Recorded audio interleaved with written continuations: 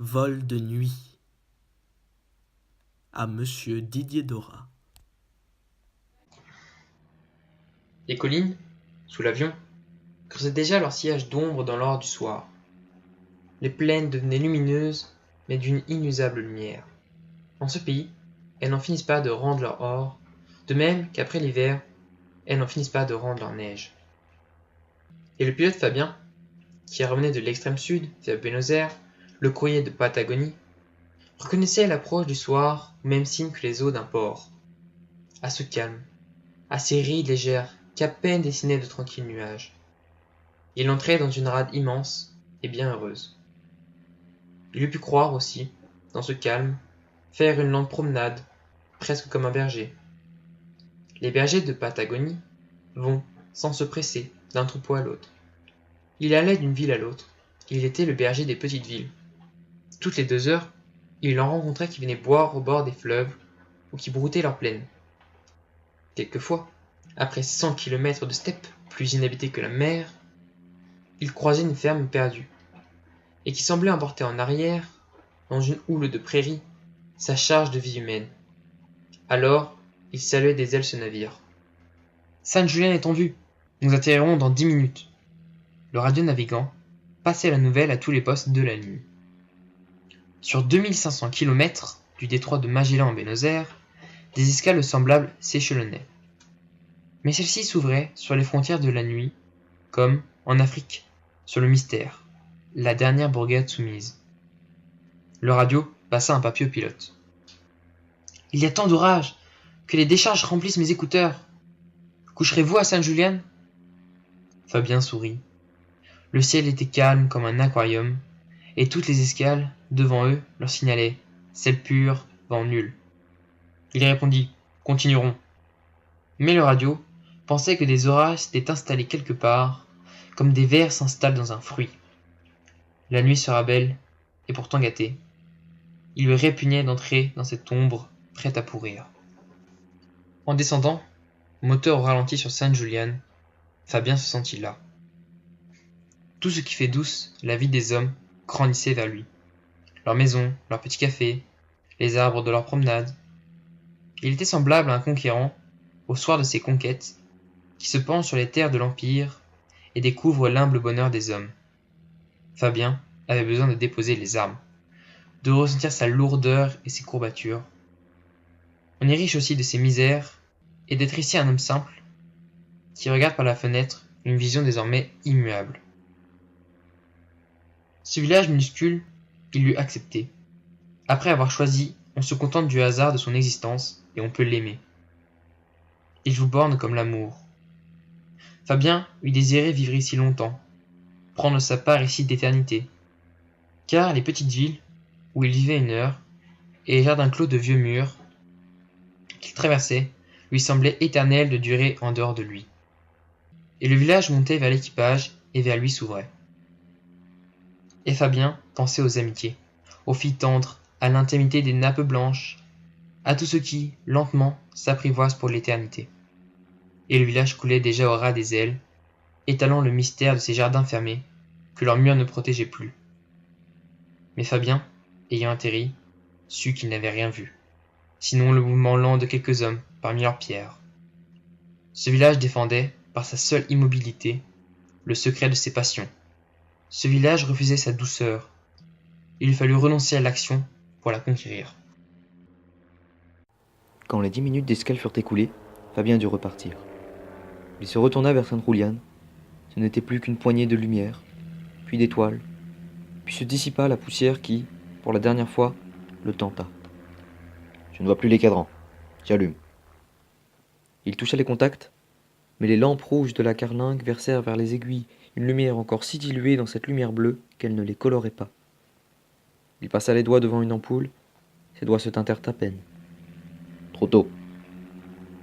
Pourtant la nuit montait, pareille à une fumée sombre, et déjà comblait les vallées. On ne distinguait plus celle-ci des plaines. Déjà pourtant s'éclairaient les villages, et leurs constellations se répondaient. Et lui aussi, du doigt, faisait cligner ses feux de position, répondait au village.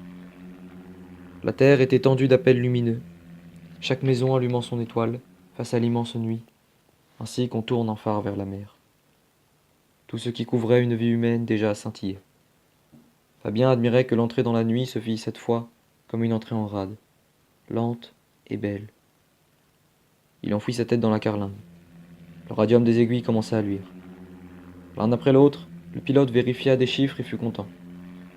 Il se découvrait solidement assis dans le ciel. Il effleura du doigt un longeron d'acier et sentit dans le métal ruisseler la vie. Le métal ne vibrait pas, mais vivait. Les 500 chevaux du moteur faisaient naître dans la matière un courant très doux, qui changeait sa glace en chair de velours. Une fois de plus, le pilote n'éprouvait en vol ni vertige, ni ivresse, mais le travail mystérieux d'une chair vivante. Maintenant, il s'était recomposé un monde. Il y jouait des coudes pour s'y installer bien à l'aise. Il tapota le tableau de distribution électrique, toucha les contacts un à un, remua un peu, s'adossa mieux, et chercha la position la meilleure pour bien sentir les balancements des 5 tonnes de métal qu'une nuit mouvante épaulait. Puis il tâtonna, poussa en place sa lampe de secours, l'abandonna, la retrouva, s'assura qu'elle ne glissait pas, la quitta de nouveau pour tapoter chaque manette, les joindre à coup sûr, instruire ses doigts pour un monde d'aveugles. Puis, quand ses doigts le connurent bien, il se permit d'allumer une lampe, d'orner sa carlingue d'instruments précis, et surveilla sur les cadrans seuls son entrée dans la nuit comme une plongée. Puis, comme rien ne vacillait, ni ne vibrait, ni ne tremblait, et que demeuraient fixes son gyroscope, son altimètre et le régime du moteur, il s'étira un peu, appuya sa nuque au cuir du siège, et commença cette profonde méditation du vol, où l'on savoure une espérance inexplicable. Et maintenant, au cœur de la nuit, comme un veilleur, il découvre que la nuit montre l'homme. Ses appels, ses lumières, cette inquiétude. Cette simple étoile dans l'ombre, l'isolement d'une maison. L'une s'éteint, c'est une maison qui se ferme sur son amour, ou sur son ennui. C'est une maison qui cesse de faire son signal au reste du monde. Ils ne savent pas ce qu'ils espèrent, ces paysans accoudés à la table devant leur lampe. Ils ne savent pas que le désir porte si loin dans la grande nuit qui les enferme.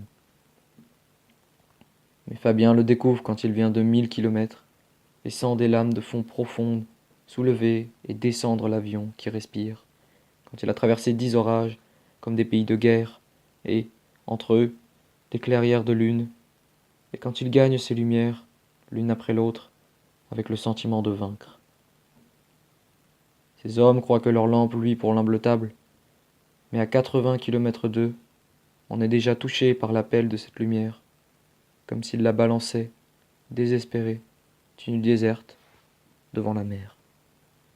Il demeurait silencieux, car jusqu'à l'arrivée des 3 avions, cette journée, pour lui, restait redoutable.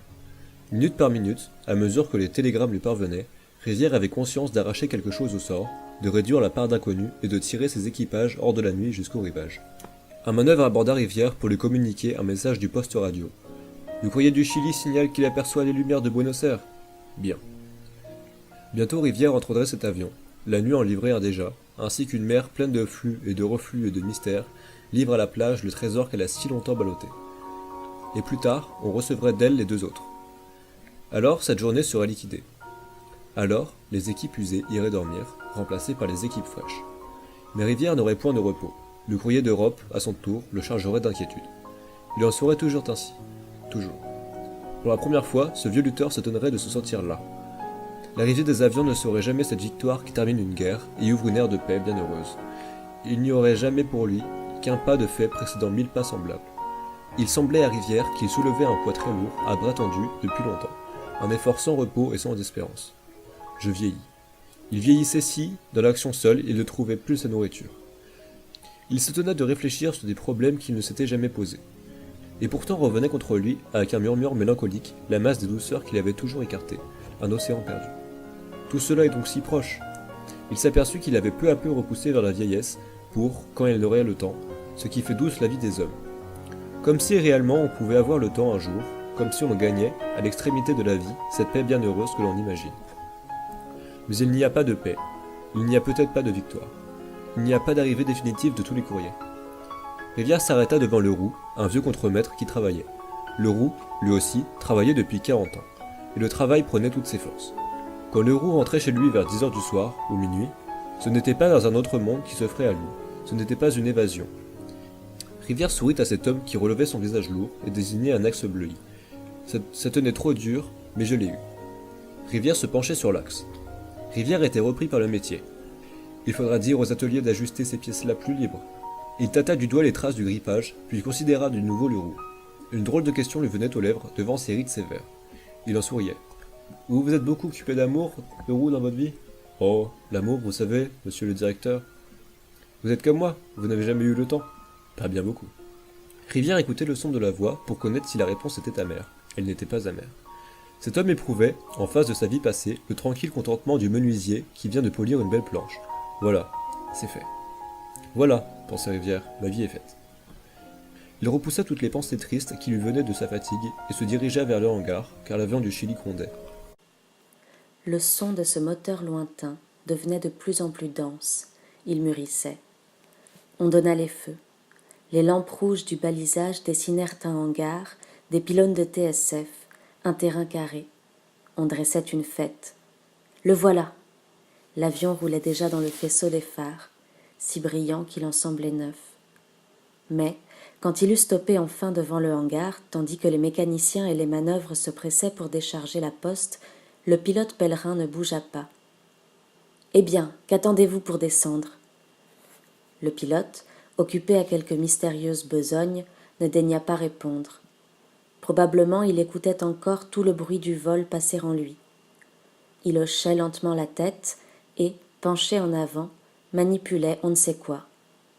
Enfin, il se retourna vers les chefs et les camarades et les considéra gravement, comme sa propriété. Il semblait les compter et les mesurer et les peser, et il pensait qu'il les avait bien gagnés, et aussi ce hangar de fête et ce ciment solide et, plus loin, cette ville avec son mouvement, ses femmes et sa chaleur. Il tenait ce peuple dans ses larges mains comme des sujets, puisqu'il pouvait les toucher, les entendre et les insulter. Il pensa d'abord les insulter d'être là, tranquille, sûr de vivre, admirant la lune, mais il fut débonnaire. « Paierez à boire !» Et il descendit. Il voulut raconter son voyage. Si vous saviez. Jugeant sans doute en avoir assez dit, il s'en fut retirer son cuir. Quand la voiture l'emporta vers Buenos Aires en compagnie d'un inspecteur morne et de Rivière silencieux, il devint triste. C'est beau de se tirer d'affaire et de lâcher avec santé en reprenant pied de bonnes injures. Quelle joie puissante! Mais ensuite, quand on se souvient, on doute, on ne sait de quoi. La lutte dans le cyclone, ça au moins c'est réel, c'est franc. Mais non le visage des choses, ce visage qu'elles prennent quand elles se croient seules. Il pensait. C'est tout à fait pareil à une révolte, des visages qui pâlissent à peine, mais changent tellement. Il fit un effort pour se souvenir. Il franchissait, paisible, la cordillère des Andes. Les neiges de l'hiver pesaient sur elle de toute leur paix.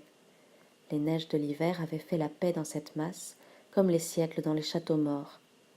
Sur 200 kilomètres d'épaisseur, plus un homme, plus un souffle de vie, plus un effort, mais des arêtes verticales qu'à 6000 d'altitude on frôle, mais des manteaux de pierre qui tombent droits, mais une formidable tranquillité.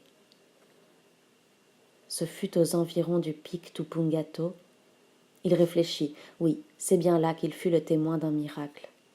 Car il n'avait d'abord rien vu, mais s'était simplement senti gêné, semblable à quelqu'un qui se croyait seul, qui n'est plus seul, que l'on regarde. Il s'était senti, trop tard et sans bien comprendre comment, entouré par de la colère. Voilà. D'où venait cette colère? À quoi devinait-il qu'elle suintait des pierres, qu'elle suintait de la neige? Car rien ne semblait venir à lui, aucune tempête sombre n'était en marche.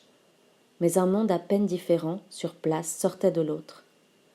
Pèlerin regardait avec un serrement de cœur inexplicable ces pics innocents, ces arêtes, ces crêtes de neige, à peine plus gris, et qui pourtant commençaient à vivre comme un peuple.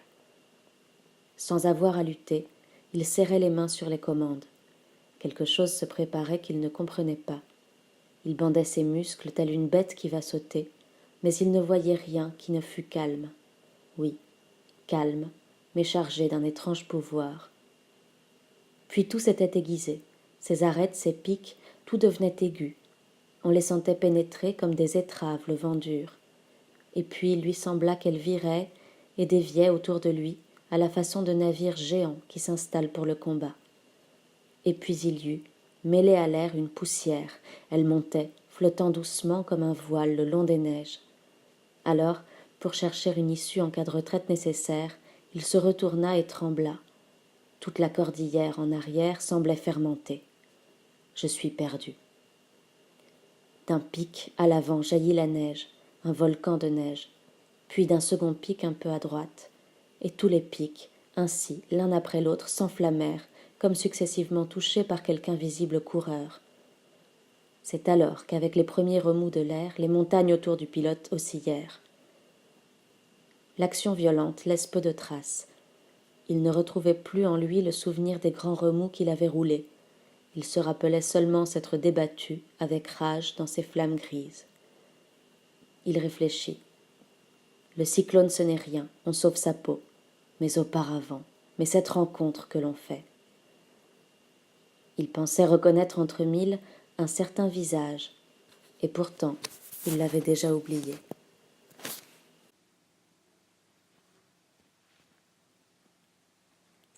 Rivière regardait Pèlerin. Quand celui-ci descendrait de voiture, dans 20 minutes, il se mêlerait à la foule avec un sentiment de lassitude et de lourdeur. Il penserait peut-être « je suis bien fatigué, sale métier ». Et à sa femme, il avouerait quelque chose comme « on est mieux ici que sur les Andes ». Et pourtant, tout ce à quoi les hommes tiennent si fort s'était presque détaché de lui. Il venait d'en connaître la misère. Il venait de vivre quelques heures sur l'autre face du décor, sans savoir s'il lui serait permis de rétablir pour soi cette ville dans ses lumières. S'il retrouverait même encore, amie d'enfance ennuyeuse mais chère, toutes ces petites infirmités d'hommes. Il y a dans toute foule, pensait Rivière, des hommes que l'on ne distingue pas, et qui sont de prodigieux messagers, et sans le savoir eux-mêmes, à moins que... Rivière craignait certains admirateurs. Ils ne comprenaient pas le caractère sacré de l'aventure, et leurs exclamations en faussaient le sens. Diminuait l'homme. Mais Pèlerin gardait ici toute sa grandeur d'être simplement instruit, mieux que personne, sur ce que vaut le monde entrevu sous un certain jour, et de repousser les approbations vulgaires avec un lourd dédain. Aussi Rivière le félicita-t-il. « Comment avez-vous réussi ?» Il l'aima de parler simplement métier, de parler de son vol comme un forgeron de son enclume. Pèlerin expliqua d'abord sa retraite coupée. Il s'excusait presque. Aussi, je n'ai pas eu le choix. Ensuite, il n'avait plus rien vu. La neige l'aveuglait. Mais de violents courants l'avaient sauvé, en le soulevant à 7000. J'ai dû être maintenu au ras des crêtes pendant toute la traversée. Il parla aussi du gyroscope, dont il faudrait changer de place la prise d'air. La neige l'obturait. Sa forme verglas, voyez-vous. Plus tard, d'autres courants avaient culbuté Pèlerin, et, vers 3000, il ne comprenait plus comment il n'avait rien heurté encore. C'est qu'il survolait déjà la plaine. Je m'en suis aperçu tout d'un coup, en débouchant dans du ciel pur. Il expliqua enfin qu'il avait eu à cet instant-là l'impression de sortir d'une caverne. Tempête aussi à Mendoza ? Non. J'ai atterri par ciel pur, sans vent. Mais la tempête me suivait de près. Il la décrivit parce que, disait-il, tout de même, c'était étrange. Le sommet se perdait très haut dans les nuages de neige, mais la base roulait sur la plaine ainsi qu'une lave noire. Une à une, les villes étaient englouties. Je n'ai jamais vu ça. Puis il se tut, saisi par quelques souvenirs. Rivière se retourna vers l'inspecteur. « C'est un cyclone du Pacifique. On nous a prévenus trop tard. Ces cyclones ne dépassent jamais les Andes. On ne pouvait prévoir que celui-là poursuivrait sa marche vers l'est. » L'inspecteur, qui n'y connaissait rien, approuva. L'inspecteur parut hésiter, mais se retourna vers Pèlerin, et sa pomme d'Adam remua. mais il se tut. Il reprit, après réflexion, en regardant droit devant soi, sa dignité mélancolique. Il la promenait, ainsi qu'un bagage, cette mélancolie. Débarqué la veille en Argentine, appelé par Rivière pour de vagues besognes, il était empêtré de ses grandes mains et de sa dignité d'inspecteur. Il n'avait le droit d'admirer ni la fantaisie, ni la verve. Il admirait par fonction la ponctualité.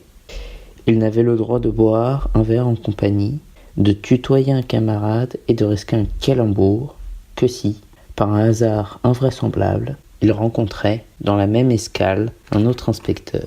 Il est dur, pensait-il, d'être juge.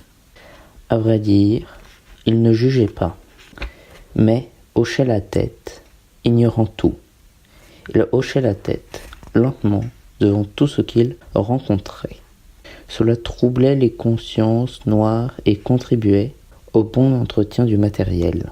Il n'était guère aimé, qu'un inspecteur n'est pas créé pour les délices de l'amour, mais pour la rédaction des rapports. Il avait renoncé à y proposer des méthodes nouvelles et des solutions techniques. Depuis que Rivière avait écrit l'inspecteur Robineau est prié de nous fournir, non des poèmes, mais des rapports. L'inspecteur Robineau utilisera heureusement ses compétences en stimulant le zèle du personnel. Aussi se jetait-il désormais, comme sur son pain quotidien, sur les défaillances humaines, sur le mécanicien qui buvait, le chef d'aéroplace qui passait des nuits blanches, le pilote qui rebondissait à l'atterrissage. Rivière disait de lui, il n'est pas très intelligent, aussi rend-il de grands services. Un règlement établi par Rivière était, pour Rivière, connaissance des hommes, mais pour Robineau, n'existait plus qu'une connaissance du règlement. Robineau, pour tous les départs retardés, lui avait dit un jour, Rivière, « Vous devez faire sauter les primes d'exactitude, même pour le cas d'une force majeure, même par brume. » Même par brume. Et Robineau éprouvait une sorte de fierté d'avoir un chef si fort qu'il ne craignait pas d'être injuste. Et Robineau, lui-même, tirerait quelque majesté d'un pouvoir aussi offensant. « Vous avez donné le départ à 6h15, répétait-il plus tard au chef d'aéroport. Nous ne pourrons vous payer votre prime.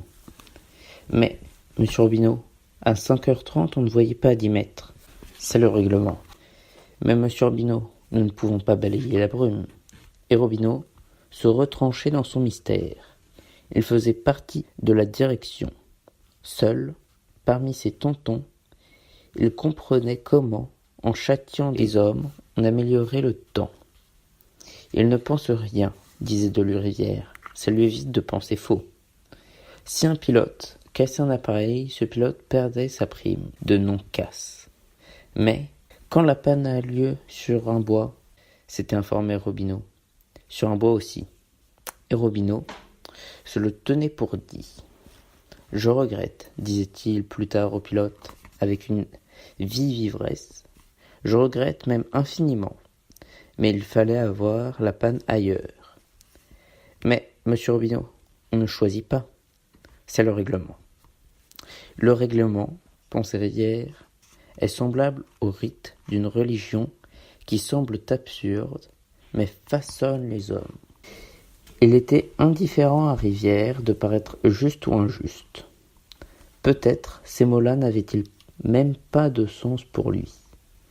Les petits bourgeois des petites villes tournent le soir autour de leur kiosque à musique, et Rivière pensait, juste ou injuste, envers eux, cela n'a pas de sens. Il n'existe pas. Un homme était pour lui une cire vierge qu'il fallait pétrir. Il fallait donner une âme à cette matière, lui créer une volonté. Il ne pensait pas les asservir par cette dureté, mais les lancer hors d'eux-mêmes. S'il châtiait ainsi, tôt ou tard, il faisait acte d'injustice, mais il tendait vers le départ la volonté de chaque escale. Il créait cette volonté, ne permettant pas aux hommes de se réjouir d'un temps bouché, comme d'une invitation au repos. Il les tenait en haleine vers l'éclaircie et l'attente humiliée secrètement jusqu'aux manœuvres le plus obscures. On profitait ainsi du premier défaut dans l'armure, débouché au nord, en route. Grâce à Rivière, sur 15 000 kilomètres, le culte du courrier primait tout. Rivière disait parfois « Ces hommes-là sont heureux, parce qu'ils aiment ce qu'ils font, et ils l'aiment parce que je suis dur. » Il faisait peut-être souffrir, mais procurait aussi aux hommes de fortes joies. Il faut les pousser, pensait-il, vers une vie forte qui entraîne des souffrances et des joies, mais qui seule compte. Comme la voiture entrait en ville, Rivière se fit conduire au bureau de la compagnie. Robineau, resté seul avec Pellerin, le regarda et entr'ouvrit les lèvres pour parler.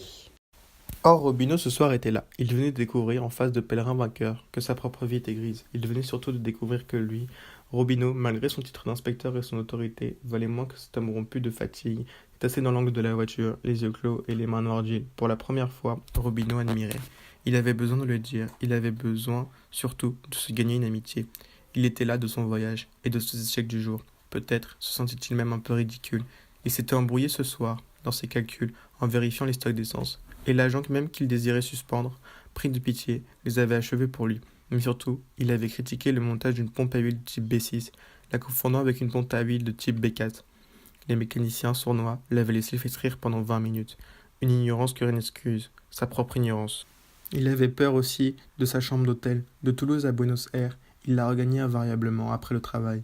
Il s'y enfermait avec la conscience des secrets dont il était lourd. Tirait de sa valise une rame de papier, écrivait lentement « Rapport », hasardait quelques lignes et déchirait tout.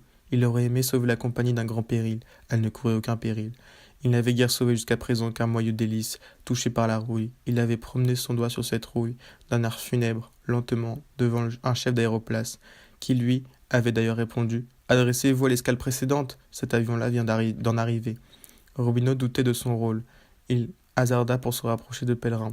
« Voulez-vous dîner avec moi ? J'ai besoin d'un peu de conversation. Mon métier est quelquefois dur. » Puis, corrigea pour ne pas descendre trop vite. « J'ai tant de responsabilités. » Ces subalternes n'aimaient guère mêler Robineau à leur vie privée. Chacun pensait, s'il n'avait encore rien trouvé pour son rapport, « Comme il a très faim, il me mangera. » Mais Robineau ce soir ne pensait guère qu'à ses misères. Le corps affligé d'un gênant eczéma, son seul vrai secret, il eût aimé le raconter sans faire plaindre. Il ne trouvait point de consolation dans l'orgueil. En cherchant dans l'humilité, il possédait aussi en France une maîtresse à qui, la nuit de ses retours, il ne racontait ses inspections pour éblouir un peu et se faire aimer, mais qui justement le prenait en grippe. Il avait besoin de parler d'elle. « Alors, vous dînez avec moi ?» Pellerin, débonnaire, accepta.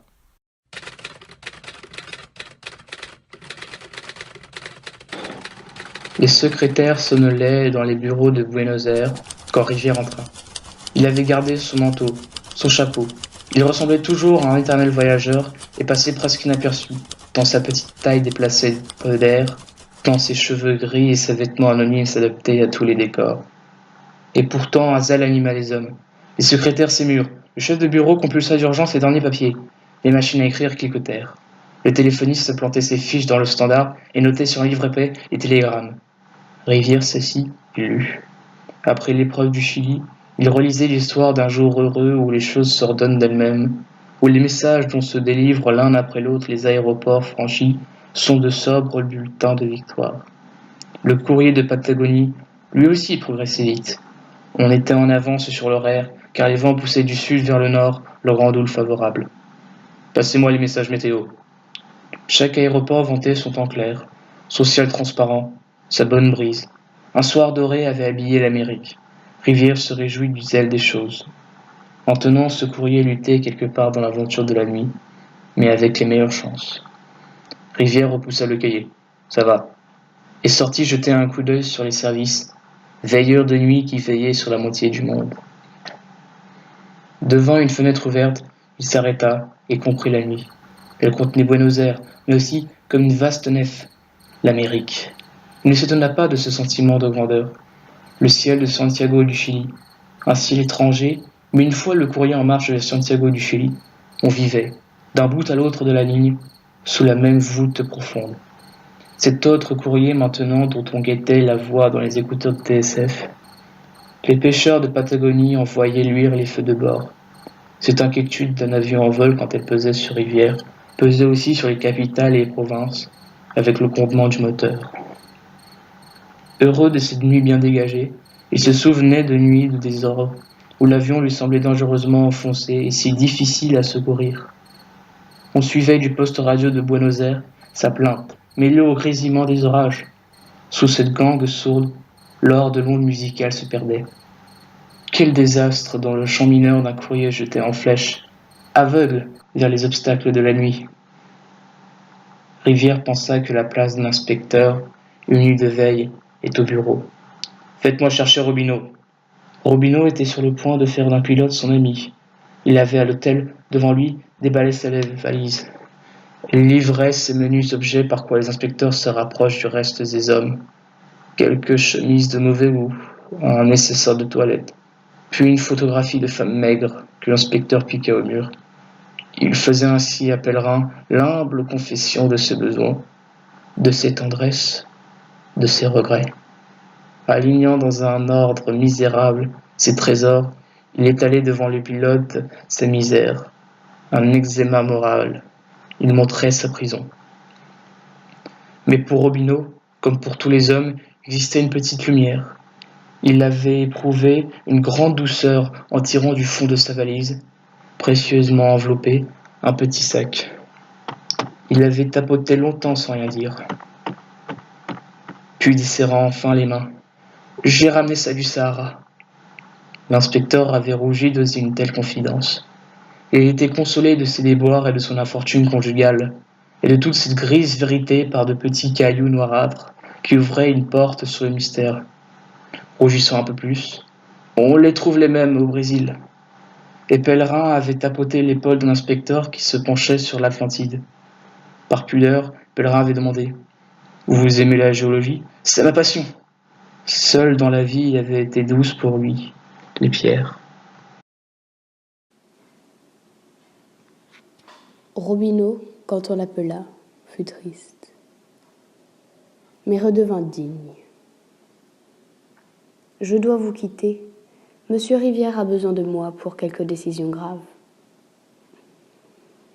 Quand Robineau pénétra au bureau, Rivière l'avait oublié. Il méditait devant une carte murale où s'inscrivait en rouge le réseau de la compagnie. L'inspecteur attendait ses ordres. Après de longues minutes, Rivière, sans détourner la tête, lui demanda « Que pensez-vous de cette carte, Robineau ?» Il posait parfois des rebuts en sortant d'un songe. « Cette carte, monsieur le directeur, l'inspecteur à vrai dire n'en pensait rien. Mais fixant la carte d'un air sévère, il inspectait en gros l'Europe et l'Amérique. Rivière d'ailleurs poursuivait, sans lui en faire part, ses méditations. Le visage de ce réseau est beau, mais dur. Il nous a coûté beaucoup d'hommes, de jeunes hommes. Il s'impose ici avec l'autorité des choses bâties. Mais combien de problèmes il pose! Cependant, le but, pour Rivière, dominait tout. Robineau, debout auprès de lui, fixant toujours droit devant soi la carte, peu à peu se redressait. De la part de Rivière, il n'espérait aucun apitoiement. Il avait une fois tenté sa chance en avouant sa vie gâchée par sa ridicule infirmité. Et Rivière lui avait répondu par une boutade. « Si ça vous empêche de dormir, ça stimulera votre activité. » Ce n'était qu'une demi-boutade. Rivière avait coutume d'affirmer, si les insomnies d'un musicien lui font créer de belles œuvres. Ce sont de belles insomnies. Un jour, il avait désigné le roux. Regardez-moi ça, comme c'est beau, cette laideur qui repousse l'amour. Tout ce que Leroux avait de grand, il le devait peut-être à cette disgrâce qui avait réduit sa vie à celle du métier. Vous êtes très lié avec Pèlerin.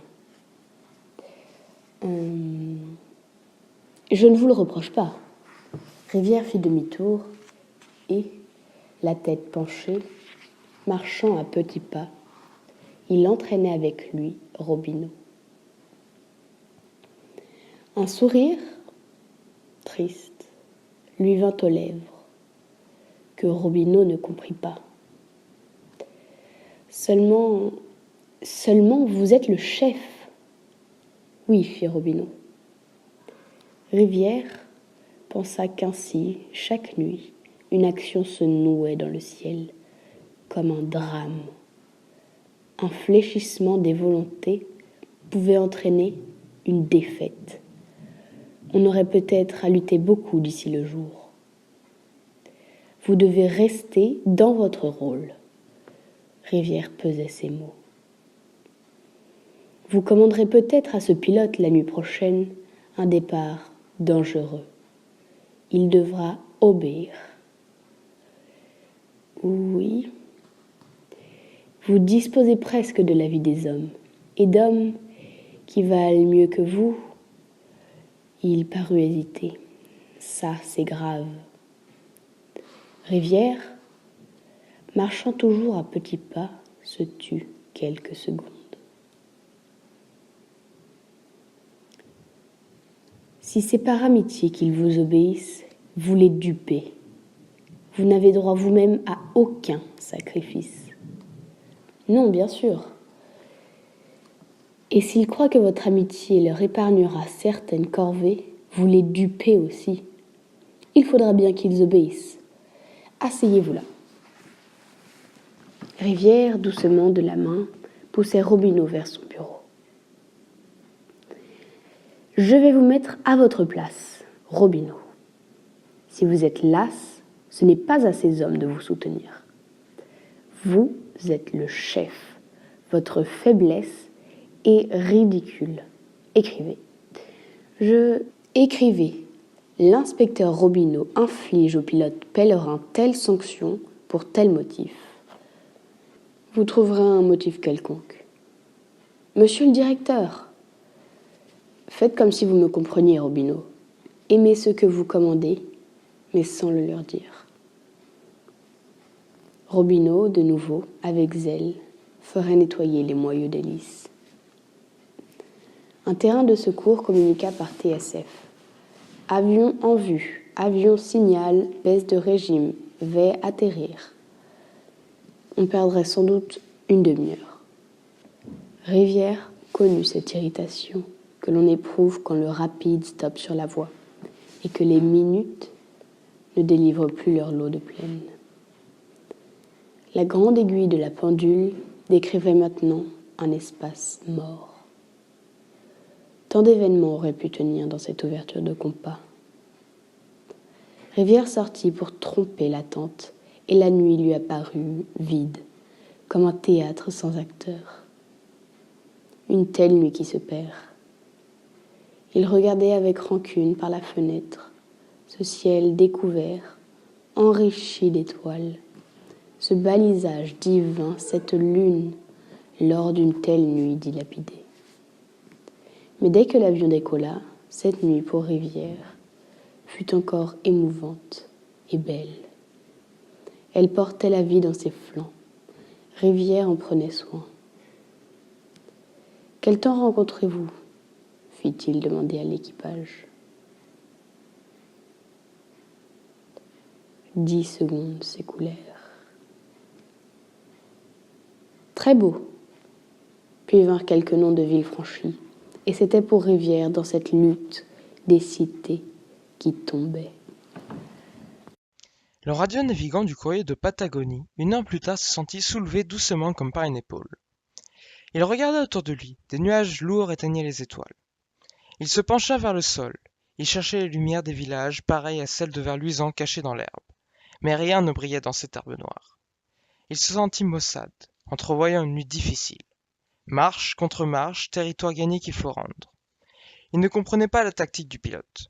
Il lui semblait que l'on se heurtait plus loin à l'épaisseur de la nuit comme à un mur. Maintenant, il apercevait en face d'eux un miroitement imperceptible au ras de l'horizon. Une lueur de forge. Le radio toucha l'épaule de Fabien, mais celui-ci ne bougea pas. Les premiers remous de l'orage lointain attaquaient l'avion. Doucement soulevés, les masses métalliques pesaient contre la chair même du radio. Puis semblaient s'évanouir, se fondre et dans la nuit pendant quelques secondes il flotta seul. Alors il se cramponna des deux mains au longeron d'acier. Et comme il n'apercevait plus rien du monde que l'ampoule rouge de la carlingue, il frissonna de se sentir descendre au cœur de la nuit sans secours sous la seule protection d'une petite langue de mineur. Il n'osera pas déranger le pilote pour connaître ce qu'il déciderait, et, les mains serrées sur l'acier, incliné en avant vers lui, il regardait cette nuque sombre. Une tête et des épaules immobiles émergeaient seules de la faible clarté. Ce corps n'était qu'une masse sombre appuyée un peu vers la gauche, et le visage, face à l'orage, lavé sans doute par chaque lueur. Mais le radio ne voyait rien de ce visage. Tout ce qui s'y pressait de sentiments pour affronter une tempête, cette moue, cette volonté, cette colère, tout ce qui s'échangeait d'essentiel entre ce visage pâle et là-bas, ces courtes lueurs, restait pour lui impénétrable. Il devinait pourtant la puissance ramassée dans l'immobilité de cette ombre, et il l'aimait. Elle l'emportait sans doute vers l'orage, mais aussi elle le couvrait. Sans doute ses mains fermées sur les commandes pesaient déjà sur la tempête, comme sur la nuque d'une bête. Mais les épaules, pleines de force, demeuraient immobiles, et l'on sentait là une profonde réserve. Le radio pensa qu'après tout le pilote était responsable. Et maintenant il savourait, entraîné en croupe de ce galop vers l'incendie, ce que cette forme sombre-là devant lui exprimait de matériel et de pesant, ce qu'elle exprimait de durable. À gauche, faible comme un phare à éclipse, un foyer nouveau s'éclaira. Le radio amorça un geste pour toucher l'épaule de Fabien, le prévenir, mais il le vit tourner lentement la tête et tenir son visage quelques secondes face à ce nouvel ennemi, puis lentement reprendre sa position primitive. Ses épaules toujours immobiles, ses nuques appuyées au cuir. Rivière était sorti pour marcher un peu et tromper le malaise qui le reprenait. Et lui, qui ne vivait que pour l'action, une action dramatique, sentait bizarrement le drame se déplacer, devenir personnel. Il pensa qu'autour de leur kiosque à musique, les petits bourgeois des petites villes vivaient une vie d'apparence silencieuse. Mais quelquefois, lourde aussi de drames, la maladie, l'amour, les deuils, et que peut-être. Son propre mal lui enseignait beaucoup de choses. Cela ouvre certaines fenêtres, pensait-il. Puis, vers 11 heures du soir, respirant mieux, il s'achemina dans la direction du bureau. Il divisait lentement des épaules la foule qui stagnait devant la bouche des cinémas. Il leva les yeux vers les étoiles qui luisaient sur la route étroite, presque effacée par les affiches lumineuses, et pensa, ce soir, avec mes 2 courriers en vol, je suis responsable d'un ciel entier. Cette étoile est un signe qui me cherche dans cette foule et qui me trouve. C'est pourquoi je me sens un peu étranger, un peu solitaire. Une phrase musicale lui revint. Quelques notes d'une sonate qu'il écoutait hier avec des amis. Ses amis n'avaient pas compris. Cet art-là nous ennuie et vous ennuie. Seulement vous ne l'avouez pas. Peut-être, avait-il répondu. Il s'était, comme ce soir, senti solitaire, mais bien vite avait découvert la richesse d'une telle solitude. Le message de cette musique venait à lui seul parmi les médiocres, avec la douceur d'un secret. Ainsi, le signe de l'étoile, on lui parlait par-dessus tant d'épaules, un langage qu'il entendait seul. Sur le trottoir, on le bousculait, il pensait encore. Je ne me fâcherai pas. Je suis semblable au père d'un enfant malade, qui marche dans la foule à petits pas. Il porte en lui le grand silence de sa maison.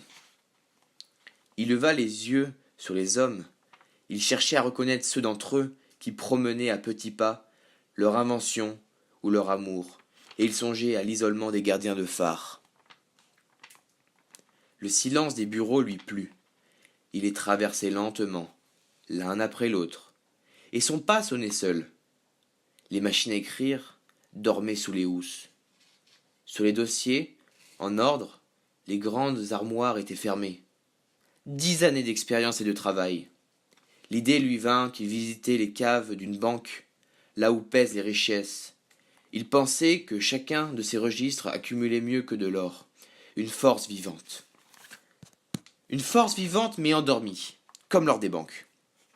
Quelque part, il rencontrerait l'unique secrétaire de veille. Un homme travaillait quelque part pour que la vie soit continue, pour que la volonté soit continue, et ainsi, d'escale en escale, pour que jamais, de Toulouse à Buenos Aires, ne se rompe la chaîne. Cet homme-là ne sait pas sa grandeur. Les courriers, quelque part, luttaient. Le vol de nuit durait comme une maladie. Il fallait veiller. Il fallait assister ces hommes qui, des mains et des genoux, poitrine contre poitrine, affrontaient l'ombre et qui ne connaissaient plus rien que des choses mouvantes, invisibles, dont il fallait à la force des bras aveugles se tirer comme d'une mer. Quels aveux terribles! Quelquefois, j'ai éclairé mes mains pour les voir.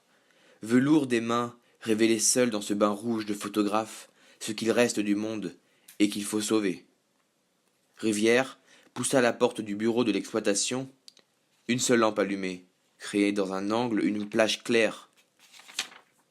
Le cliquetis seul d'une machine à écrire donnait un sens à ce silence, sans le combler. La sonnerie du téléphone tremblait parfois. Alors le secrétaire de garde se levait et marchait vers cet appel répété, obstiné, triste. Le secrétaire de garde décrochait l'écouteur, et l'angoisse invisible se calmait. C'était une conversation très douce, dans un coin d'ombre. Puis, impassible, l'homme revenait à son bureau, le visage fermé par la solitude et le sommeil, sur un secret indéchiffrable.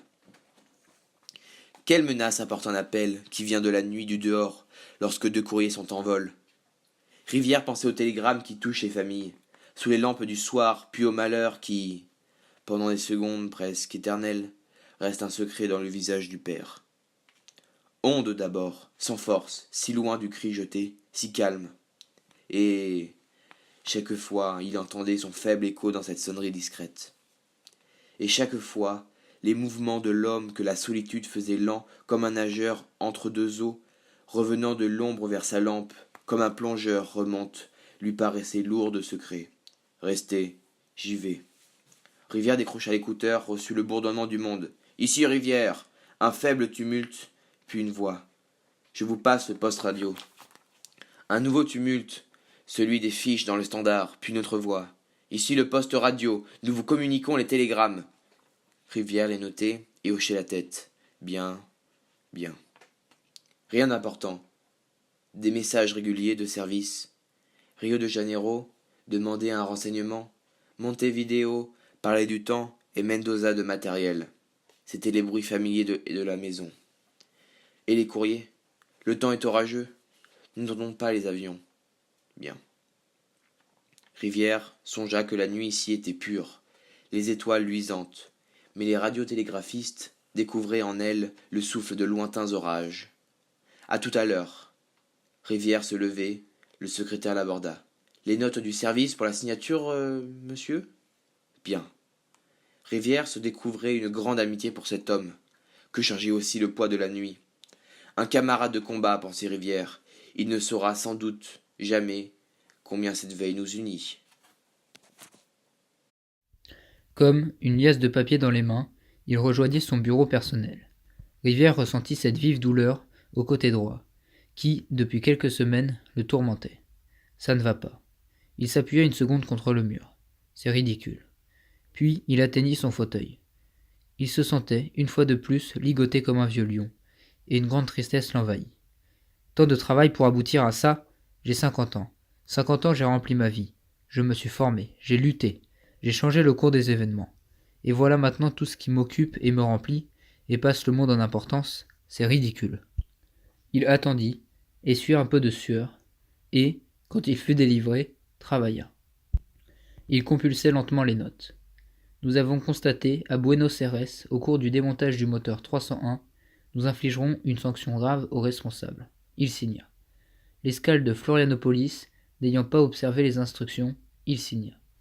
Nous déplacerons par mesure disciplinaire le chef d'Aéroplace, Richard, qui, il signa.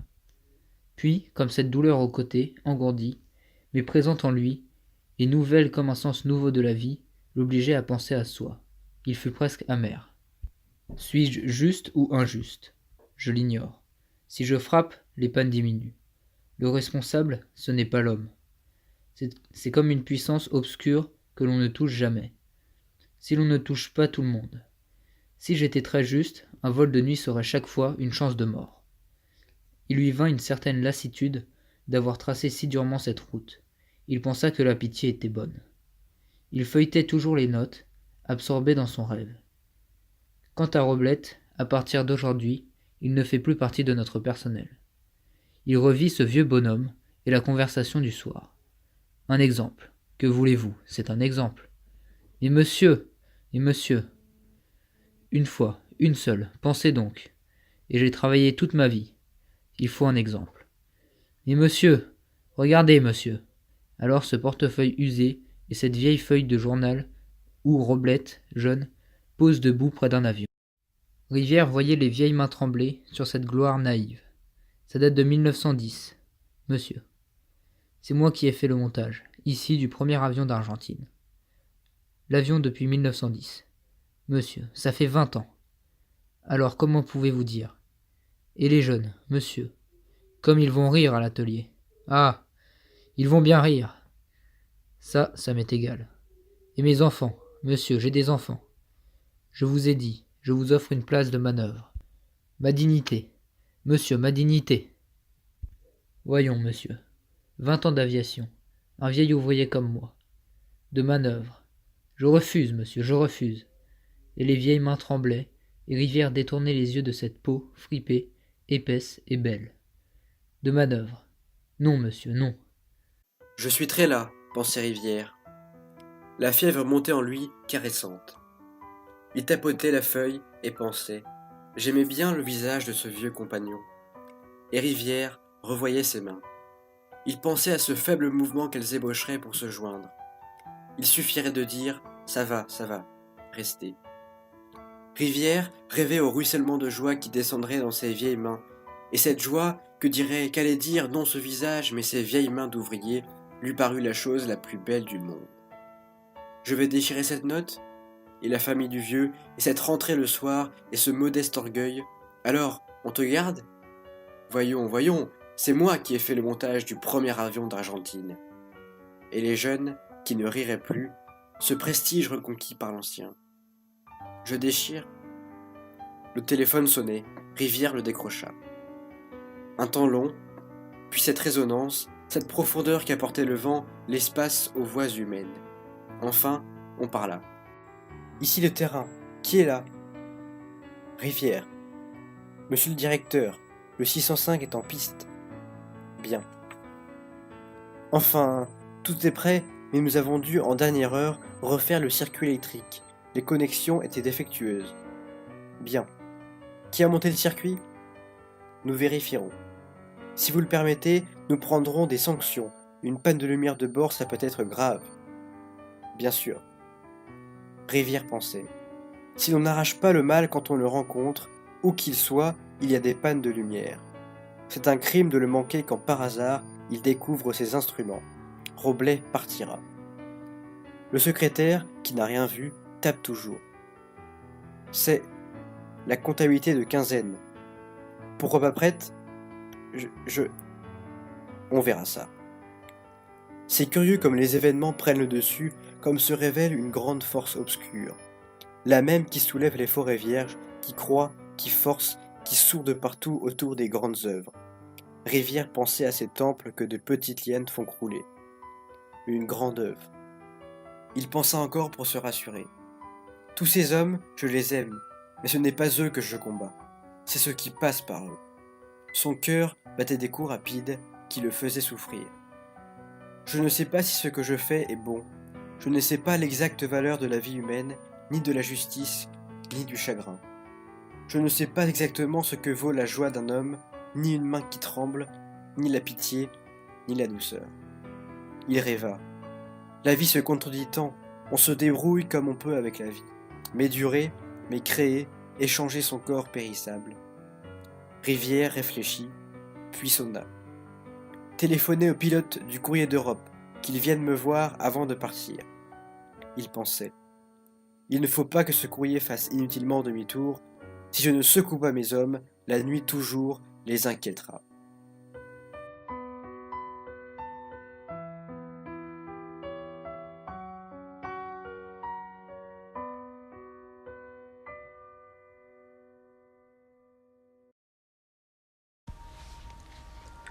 La femme du pilote, réveillée par le téléphone, regarda son mari et pensa : je le laisse dormir encore un peu. Elle admirait cette poitrine nue, bien carénée. Elle pensait à un beau navire. Il reposait dans ce lit calme, comme dans un port, et pour que rien n'agitât son sommeil, elle effaçait du doigt ce pli, cette ombre, cette houle. Elle apaisait ce lit, comme, d'un doigt divin, la mer. Elle se leva, ouvrit la fenêtre, et reçut le vent dans le visage. Cette chambre dominait Buenos Aires. Une maison voisine, où l'on dansait, répandait quelques mélodies qu'apportait le vent, car c'était l'heure des plaisirs et du repos. Cette ville seraient les hommes dans ces 1000 forteresses. Tout était calme et sûr. Il semblait à cette femme que l'on allait crier « aux armes !» et qu'un seul homme, le sien, se dresserait. Il reposait encore, mais son repos était le repos redoutable des réserves qui vont donner. Cette ville endormie ne le protégea pas. Ses lumières lui semblaient vaines. Lorsqu'ils se levèrent, jeunes yeux de leur poussière, elle regardait ses bras solides qui, dans une heure, porteraient le sort du courrier d'Europe, responsable de quelque chose de grand, comme du sort d'une ville. Elle fut troublée. Cet homme, au milieu de ces millions d'hommes, était préparé, seul pour cet étrange sacrifice. Elle en eut du chagrin. Il échappait aussi à sa douceur. Elle l'avait nourri, veillé et caressé. Non pour elle-même, mais pour cette nuit qui allait le prendre. Pour des luttes, pour des angoisses, pour des victoires, dont elle ne connaîtrait rien. Ses mains tendres n'étaient qu'apprivoisées, et leurs vrais travaux étaient obscurs. Elle connaissait les sourires de cet homme, ses préoccupations d'amant, mais non, dans l'orage, ses divines colères. Elle le chargeait de tendres liens, de musique, d'amour, de fleurs. Mais à l'heure de chaque départ, ces liens, sans qu'il en parût souffrir, tombaient. Il ouvrit les yeux. Quelle heure est-il ? Minuit. Quel temps fait-il ? Je ne sais pas. Il se leva. Il marchait lentement vers la fenêtre en s'étirant. Je n'aurai pas très froid. Quelle est la direction du vent ? Comment veux-tu que je sache ? Il se pencha. Sud, c'est très bien. Ça tient au moins jusqu'au Brésil. Il remarqua la lune et se connut riche. Puis ses yeux descendirent sur la ville. Il ne la jugea ni douce, ni lumineuse, ni chaude. Il voyait déjà s'écouler le sable vain de ses lumières. À quoi penses-tu ? Il pensait à la brume possible du côté de Porto Alegre. J'ai ma tactique. Je sais par où faire le tour. Il s'inclinait toujours. Il respirait profondément, comme avant de se jeter nu dans la mer. Tu n'es même pas triste. Pour combien de jours t'en vas-tu ? 8, 10 jours. Il ne savait pas. Triste ? Non. Pourquoi ? Ces plaines, ces villes, ces montagnes. Il partait libre. Lui semblait-il à leur conquête. Il pensait aussi qu'avant 1 heure il posséderait et rejetait Buenos Aires. Il sourit. Cette ville, j'en serai si vite loin. C'est beau de partir la nuit. On tire sur la manette des gaz, face au sud, et 10 secondes plus tard, on renverse le paysage, face au nord. La ville n'est plus qu'un fond de mer. Elle pensait à tout ce qu'il faut rejeter pour conquérir. Tu n'aimes pas ta maison ? J'aime ma maison. Mais déjà sa femme le sentait en marche. Ses épaules larges pesaient déjà contre le ciel. Elle lui montra. Tu as beau temps. Ta route est pavée d'étoiles. Il rit. Oui. Elle posa la main sur cette épaule et s'émut de la sentir tiède. Cette chair était donc menacée. Tu es très fort, mais sois prudent. Prudent, bien sûr. Il rit encore. Il s'habillait. Pour cette fête, il choisissait les étoffes les plus rudes, les cuirs les plus lourds. Il s'habillait comme un paysan. Plus il devenait lourd, plus elle l'admirait. Elle-même bouclait cette ceinture, tirait ses bottes. Ces bottes me gênent. Voilà les autres. Cherche-moi un cordon pour ma lampe de secours. Elle le regardait. Elle réparait. Elle-même le dernier défaut de l'armure. Tout s'ajustait bien. Tu es très beau. Elle l'aperçut, qui se peignait soigneusement. C'est pour les étoiles? C'est pour ne pas me sentir vieux. Je suis jalouse. Il rit encore, et l'embrassa, et la serra contre ses pesants vêtements. Puis il la souleva à bras tendus, comme on soulève une petite fille, et, riant toujours, la coucha. Dors. Et fermant la porte derrière lui, il fit dans la rue, au milieu de l'inconnaissable peuple nocturne, le premier pas de sa conquête. Elle restait là. Elle regardait, triste, ses fleurs, ses livres, cette douceur, qui n'était pour lui qu'un fond de mer. Rivière le reçoit. Vous m'avez fait une blague à votre dernier courrier? Vous m'avez fait demi-tour quand la météo était bonne. Vous pouviez passer. Vous avez eu peur? Le pilote surpris se tait et frotte l'une contre l'autre lentement ses mains, puis il redresse la tête et regarde Rivière bien en face. Oui, Rivière a pitié au fond de lui-même de ce garçon si courageux qui a eu peur. Le pilote tente de s'excuser. Je ne voyais plus rien, bien sûr, plus loin. Peut-être, la TSF disait, mais ma lampe de bord affaiblit et je ne voyais plus mes mains. J'ai voulu allumer ma lampe de position pour au moins voir l'aile. Je n'ai rien vu. Je me sentais au fond d'un grand trou dont il était difficile de remonter, alors mon moteur s'est mis à vibrer. Non. Non? Non, nous l'avons examiné depuis. Il est parfait, mais on croit toujours qu'un moteur vibre quand on a peur. Qui n'aurait pas eu peur? Les montagnes me dominaient, quand j'ai voulu prendre de l'altitude, j'ai rencontré de forts remous. Vous savez, quand on n'en voit rien, les remous. Au lieu de monter, j'ai perdu 100 mètres. Je ne voyais même plus le gyroscope, même plus le manomètre. Il me semblait que mon moteur baissait de régime, qu'il chauffait, que la pression d'huile tombait. Tout ça dans l'ombre, comme une maladie. J'étais bien content de revoir une ville éclairée. Vous avez trop d'imagination, allez. Et le pilote sort. Rivière s'enfonce dans son fauteuil et passe la main dans ses cheveux gris. C'est le plus courageux de mes hommes. Ce qu'il a réussi ce soir-là est très beau, mais je le sauve de la peur. Puis, comme une tentation de faiblesse lui revenait. Pour se faire aimer, il suffit de plaindre. Je ne plains guère ou je le cache.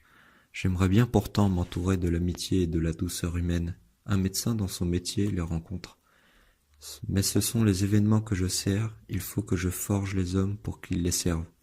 Comme je la sens bien cette eau obscure le soir dans mon bureau, devant les feuilles de route, si je me laisse aller, si je laisse les événements bien réglés suivre leur cours, alors, mystérieux, naissent les incidents, comme si ma volonté seule empêchait l'avion de se rompre en vol, ou la tempête de retarder le courrier en marche.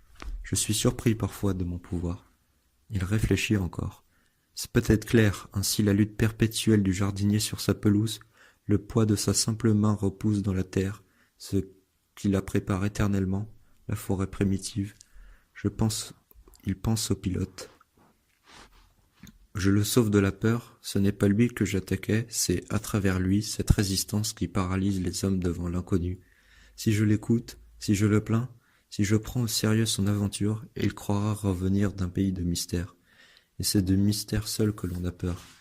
Il faut que des hommes soient descendus dans ce puits sombre, et en remontant, et disent qu'ils n'ont rien rencontré. Il faut que cet homme descende au cœur du plus intime de la nuit, dans son épaisseur, et sans même cette petite lampe de mineur qui n'éclaire que les mains ou l'aile, mais écarte d'une largeur d'épaule l'inconnu.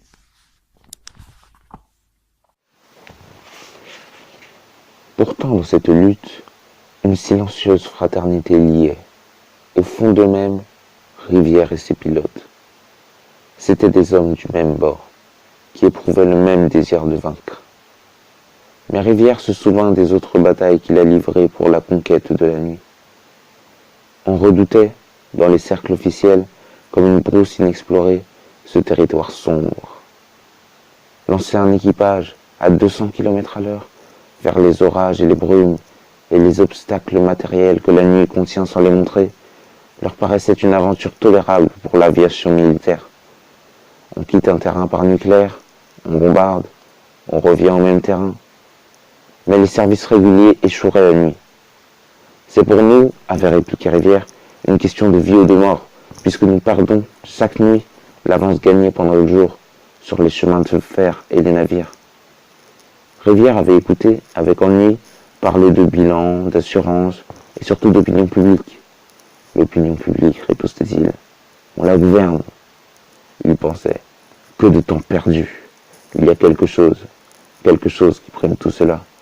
Ce qui est vivant bouscule tout pour vivre, et créer pour vivre ses propres lois. C'est irrésistible. Rivière ne savait pas quand ni comment l'aviation commerciale aborderait les vols de nuit, mais il fallait préparer cette solution inévitable. Il se souvient des tapis verts, devant lesquels, le menton au poing, il avait écouté, avec un étrange sentiment de force, tant d'objections. Elles lui semblaient vaines, condamnées d'avance par la vie, et il sentait sa propre force ramassée en lui comme un poids. Mes raisons pèsent, je vaincrai, pensait Rivière. C'est la pente naturelle des événements.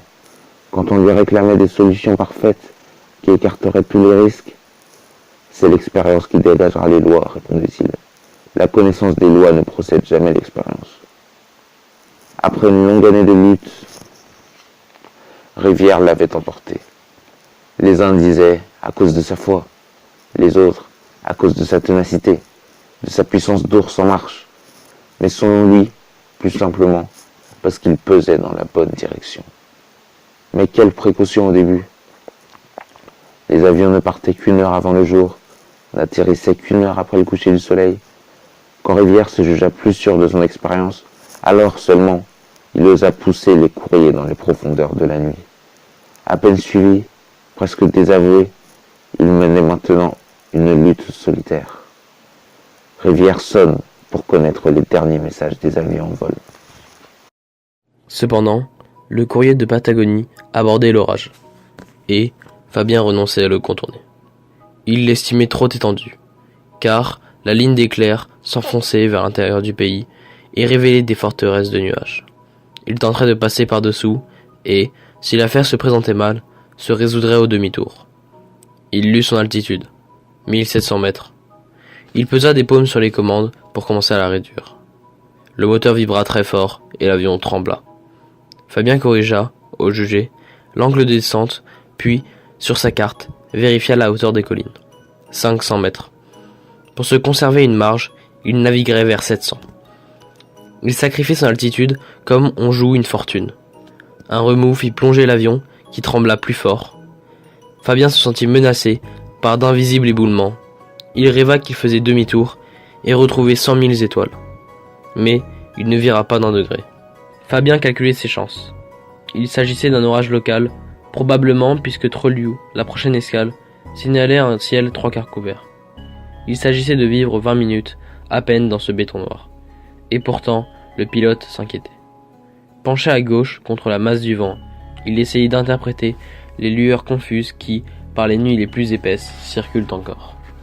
Mais ce n'était même plus des lueurs, à peine des changements de densité dans l'épaisseur des ombres ou une fatigue des yeux.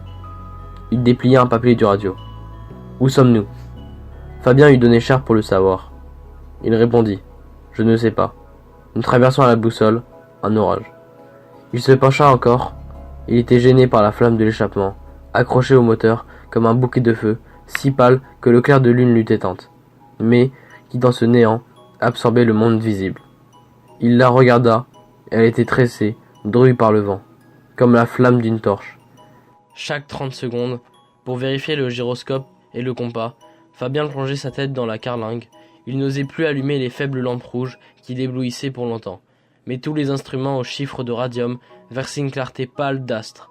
Là, au milieu d'aiguilles et de chiffres, le pilote éprouvait une sécurité trompeuse, celle de la cabine du navire sur laquelle passe le flot. La nuit et tout ce qu'elle portait de rocs, d'épaves, de collines coulait aussi contre l'avion avec la même étonnante fatalité. « Où sommes-nous » lui répétait l'opérateur. Fabien émergeait de nouveau et reprenait, appuyé à gauche, sa veille terrible. Il ne savait plus combien de temps, combien d'efforts le délivrerait de ces liens sombres. Il doutait presque d'en être jamais délivré, car il jouait sa vie sur ce petit papier, sale et chiffonné, qu'il avait déplié et lu 1000 fois pour bien nourrir son espérance. Trelieu, ciel 3/4 couvert, vent ouest faible. Si Trelieu était 3/4 couvert, on apercevrait ses lumières dans la déchirure des nuages, à moins que... La pâle clarté promise plus loin l'engageait à poursuivre. Pourtant, comme il doutait, il griffonna pour le radio. « J'ignore si je pourrais passer. Sachez-moi s'il fait toujours beau en arrière. » La réponse le consterna. Commodoro signale. Retour ici impossible. Tempête.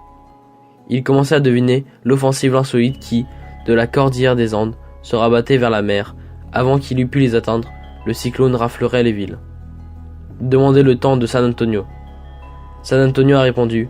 Vent ouest se lève et tempête à l'ouest. Ciel 4/4 couvert. San Antonio entend très mal à cause des parasites. J'entends mal aussi. Je crois être obligé de remonter bientôt l'antenne à cause des décharges. Ferez-vous demi-tour? Quels sont vos projets? Foutez-moi la paix. Demandez le temps de Bahia Blanca. Bahia Blanca a répondu. Prévoyons avant 20 minutes, violent orage ouest sur Bahia Blanca. Demandez le temps de Trelieu. Trelieu a répondu. Ouragan, 30 mètres secondes, ouest et rafale de pluie. Communiqué à Buenos Aires. Somme bouchée de tous les côtés, tempête se développe sur 1000 km. Ne voyons plus rien. Que devons-nous faire? Pour le pilote, cette nuit était sans rivage, puisqu'elle ne conduisait ni vers un port, il semblait tous inaccessible, ni vers l'aube. L'essence manquerait dans 1h40, puisque l'on serait obligé, tôt ou tard, de couler en aveugle dans cette épaisseur. S'il avait pu gagner le jour. Fabien pensait à l'aube comme à une plage de sable doré, où l'on se serait échoué après cette nuit dure. Sous l'avion menacé serait né le rivage des plaines. La terre tranquille aurait porté ses fermes endormies, et ses troupeaux, et ses collines. Toutes les épaves qui roulaient dans l'ombre seraient devenues inoffensives. S'il pouvait, comme il nagerait vers le jour. Il pensa qu'il était cerné. Tout se résoudrait bien ou mal dans cette épaisseur. C'est vrai, il a cru quelquefois, quand montait le jour, entrer en convalescence. Mais à quoi bon fixer les yeux sur l'est, où vivait le soleil? Il y avait entre eux une telle profondeur de nuit qu'on ne la remonterait pas. Le courrier d'Ascension marche bien. Nous l'aurons vers 2h. Nous prévoyons par contre un retard important du courrier de Patagonie qui paraît en difficulté. Bien, monsieur Rivière. Il est possible que nous ne l'attendions pas pour faire décoller l'avion d'Europe. Dès l'arrivée d'Ascension, vous nous demanderez des instructions. Tenez-vous prêts. Rivière relisait maintenant les télégrammes de protection des escales du Nord. Il ouvrait au courrier d'Europe une route de lune. Ciel pur, pleine lune, vent nul. Les montagnes du Brésil, bien découpées sur le rayonnement du ciel, plongeaient droit dans les remous d'argent de la mer. Leur chevelure serrée de forêts noires. Ces forêts sur lesquelles pleuvent inlassablement, sans les colorer, les rayons de lune. Et noires aussi comme des épaves en mer, les îles. Et cette lune, sur toute la route, inépuisable, une fontaine de lumière. Si Rivière ordonnait le départ, l'équipage du courrier d'Europe entrerait dans un monde stable qui, pour toute la nuit, luisait doucement. Un monde où rien ne menaçait l'équilibre des masses d'ombre et de lumière. Où ne s'infiltrait même pas la caresse de ces vents purs, qui, s'ils fraîchissent, peuvent gâter en quelques heures un ciel entier. Mais Rivière hésitait, en face de ce rayonnement, comme un prospecteur en face de champs d'or interdits. Les événements, dans le sud, donnaient tort à Rivière, seul défenseur des vols de nuit. Ses adversaires tireraient d'un désastre en Patagonie une position morale si forte que peut-être la foi de Rivière resterait désormais impuissante. Car la foi de Rivière n'était pas ébranlée, une fissure dans son œuvre avait permis le drame. Mais le drame montrait la fissure, il ne prouvait rien d'autre. Peut-être des postes d'observation sont-ils nécessaires à l'ouest, on verra ça. Il pensait encore, j'ai les mêmes raisons solides d'insister, et une cause de moins d'accident possible, celle qui s'est montrée. Les échecs fortifient l'effort. Malheureusement, contre les hommes, on joue un jeu où compte si peu le vrai sens des choses. L'on gagne ou l'on perd, sur des apparences. On marque des points misérables. Et l'on se trouve ligoté par une apparence de défaite. Rivière sonna. Bahia Blanca ne nous communique toujours rien par TSF. Non. Appelez-moi l'escale au téléphone. 5 minutes plus tard, il s'informait. Pourquoi ne nous passez-vous rien? Nous n'entendrons pas le courrier. Il se tait. Nous ne savons pas, trop d'orage. Même s'il manipulait, nous n'entendrions pas. Trilou entend-il? Nous n'entendons pas Trilou. Téléphonez. Nous avons essayé, la ligne est coupée. Quel temps chez vous? Menaçant, des éclairs à l'ouest et au sud très lourds. Du vent, faible encore, mais pour 10 minutes. Les éclairs se rapprochent vite. Un silence. Bahia Blanca? Vous écoutez? Bon, rappelez-nous dans 10 minutes. Et Rivière feuilleta les télégrammes des escales du sud. Toutes signalaient le même silence de l'avion. Quelques-unes ne répondaient plus à Buenos Aires, et, sur la carte, s'agrandissait la tache des provinces muettes, où les petites villes subissaient déjà le cyclone, toutes portes closes, et chaque maison de leur rue sans lumière, aussi retranchée du monde et perdue dans la nuit qu'un navire. L'aube seule les délivrerait. Pourtant, Rivière, incliné sur la carte, conservait encore l'espoir de découvrir un refuge de ciel pur, car il avait demandé par télégramme l'état du ciel à la police de plus de 30 villes de province, et les réponses commençaient à lui parvenir. Sur 2000 km, les postes radio avaient ordre, si l'un d'eux accrochait un appel de l'avion, d'avertir dans les 30 secondes Buenos Aires, qui lui communiquerait pour la faire transmettre à Fabien la position du refuge. Les secrétaires, convoqués pour 1h du matin, avaient regagné leur bureau. Ils apprenaient là mystérieusement que peut-être on suspendrait les vols de nuit et que le courrier d'Europe lui-même ne décollerait plus qu'au jour. Ils parlaient à voix basse de Fabien, du cyclone, de Rivière surtout. Ils le devinaient là tout proche, écrasé peu à peu par ce démenti naturel. Mais toutes les voix s'éteignirent. Rivière, à sa porte, venait d'apparaître, serré dans son manteau, le chapeau toujours sur les yeux, éternel voyageur. Il fit un pas tranquille vers le chef de bureau. « Il est 1h10. Les papiers du courrier d'Europe sont-ils en règle ?»« J'ai cru. Vous n'avez pas à croire, mais à exécuter. » Il fit demi-tour, lentement, vers une fenêtre ouverte, les mains croisées derrière le dos. Un secrétaire le rejoignit. « Monsieur le directeur, nous obtiendrons peu de réponses. On nous signale que dans l'intérieur, beaucoup de lignes télégraphiques sont déjà détruites. » Bien. Rivière, immobile, regardait la nuit. Ainsi, chaque message menaçait le courrier. Chaque ville, quand elle pouvait répondre avant la destruction des lignes, signalait la marche du cyclone, comme celle d'une invasion. Ça vient de l'intérieur de la cordillère, ça balaye toute la route vers la mer. Rivière jugeait les étoiles trop luisantes, l'air trop humide. Quelle nuit étrange. Elle se gâtait brusquement par plaques, comme la chair d'un fruit lumineux. Les étoiles au grand complet dominaient encore Buenos Aires, mais ce n'était là qu'une oasis et d'un instant. Un port d'ailleurs, hors du rayon d'action de l'équipage. Nuit menaçante qu'un vent mauvais touchait et pourrissait. Nuit difficile à vaincre. Un avion quelque part était en péril, dans ses profondeurs. On s'agitait, impuissant, sur le bord. La femme de Fabien téléphona. La nuit de chaque retour, elle calculait la marche du courrier de Patagonie. Indico dit Trilou, puis se rendormait. Un peu plus tard, il rapprochait de San Antonio, il doit voir ses lumières. Alors, elle se levait, écartait les rideaux et jugeait le ciel. Tout signal de gêne. Parfois, la lune se promenait comme un berger, alors la jeune femme se recouchait, rassurée par cette lune et ses étoiles, ces milliers de présences autour de son mari. Vers 1h, elle le sentit proche. Il ne doit plus être bien loin, il doit voir Buenos Aires. Alors, elle se levait encore, il lui préparait un repas, un café bien chaud.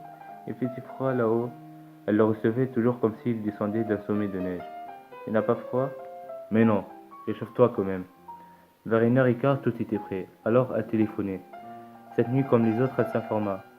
Fabien a-t-il atterri? Le secrétaire qui l'écoutait se troubla un peu. Qui parle? Simon Fabien. Ah, 1 minute. Les secrétaires n'osant rien dire passa l'écouteur au chef de bureau. Qui est là? Simon Fabien. Ah, que désiriez-vous, madame? Mon mari a-t-il atterri? Il y eut un silence qui dut paraître inexplicable, puis on répondit simplement. Non. Il a du retard? Oui. Il y eut un nouveau silence. Oui, du retard.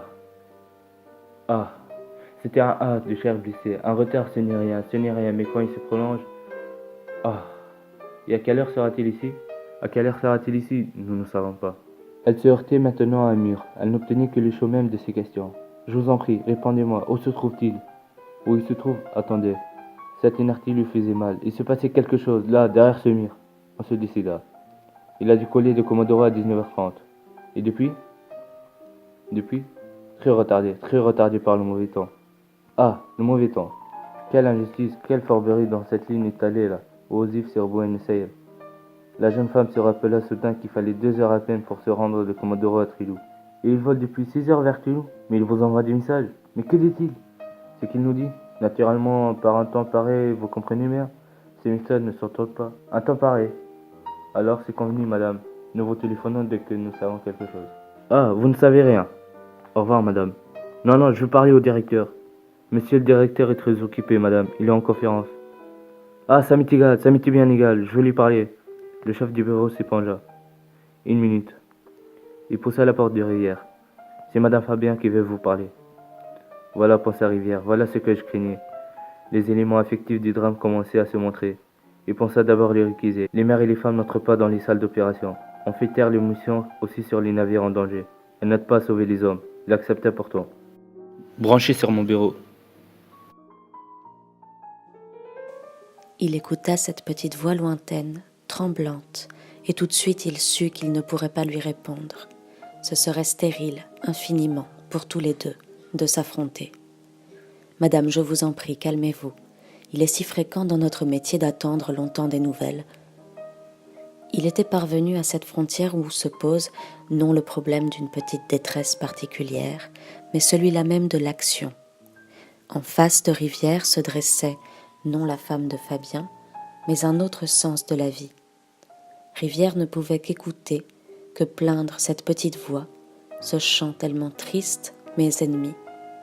Car ni l'action, ni le bonheur individuel n'admettent le partage, ils sont en conflit. Cette femme parlait elle aussi au nom d'un monde absolu et de ses devoirs et de ses droits, celui d'une clarté de lampe sur la table du soir, d'une chair qui réclamait sa chair, d'une patrie d'espoir, de tendresse, de souvenirs. Elle exigeait son bien et elle avait raison, et lui aussi, Rivière, avait raison, mais il ne pouvait rien opposer à la vérité de cette femme. Il découvrait sa propre vérité à la lumière d'une humble lampe domestique, inexprimable et inhumaine. Madame, elle n'écoutait plus. Elle était retombée, presque à ses pieds, lui semblait-il, ayant usé ses faibles poings contre le mur. Un ingénieur avait dit un jour à Rivière, comme il se penchait sur un blessé auprès d'un pont en construction, « Ce pont vaut-il le prix d'un visage écrasé ?» Pas un des paysans à qui cette route était ouverte n'eût accepté, pour s'épargner un détour par le pont suivant, de mutiler ce visage effroyable. Et pourtant, l'on bâtit des ponts. L'ingénieur avait ajouté « L'intérêt général est formé des intérêts particuliers. Il ne justifie rien de plus. » Et pourtant, lui avait répondu plus tard Rivière, « Si la vie humaine n'a pas de prix, nous agissons toujours comme si quelque chose dépassait, en valeur, la vie humaine. Mais quoi ?» Et Rivière, songeant à l'équipage, eut le cœur serré.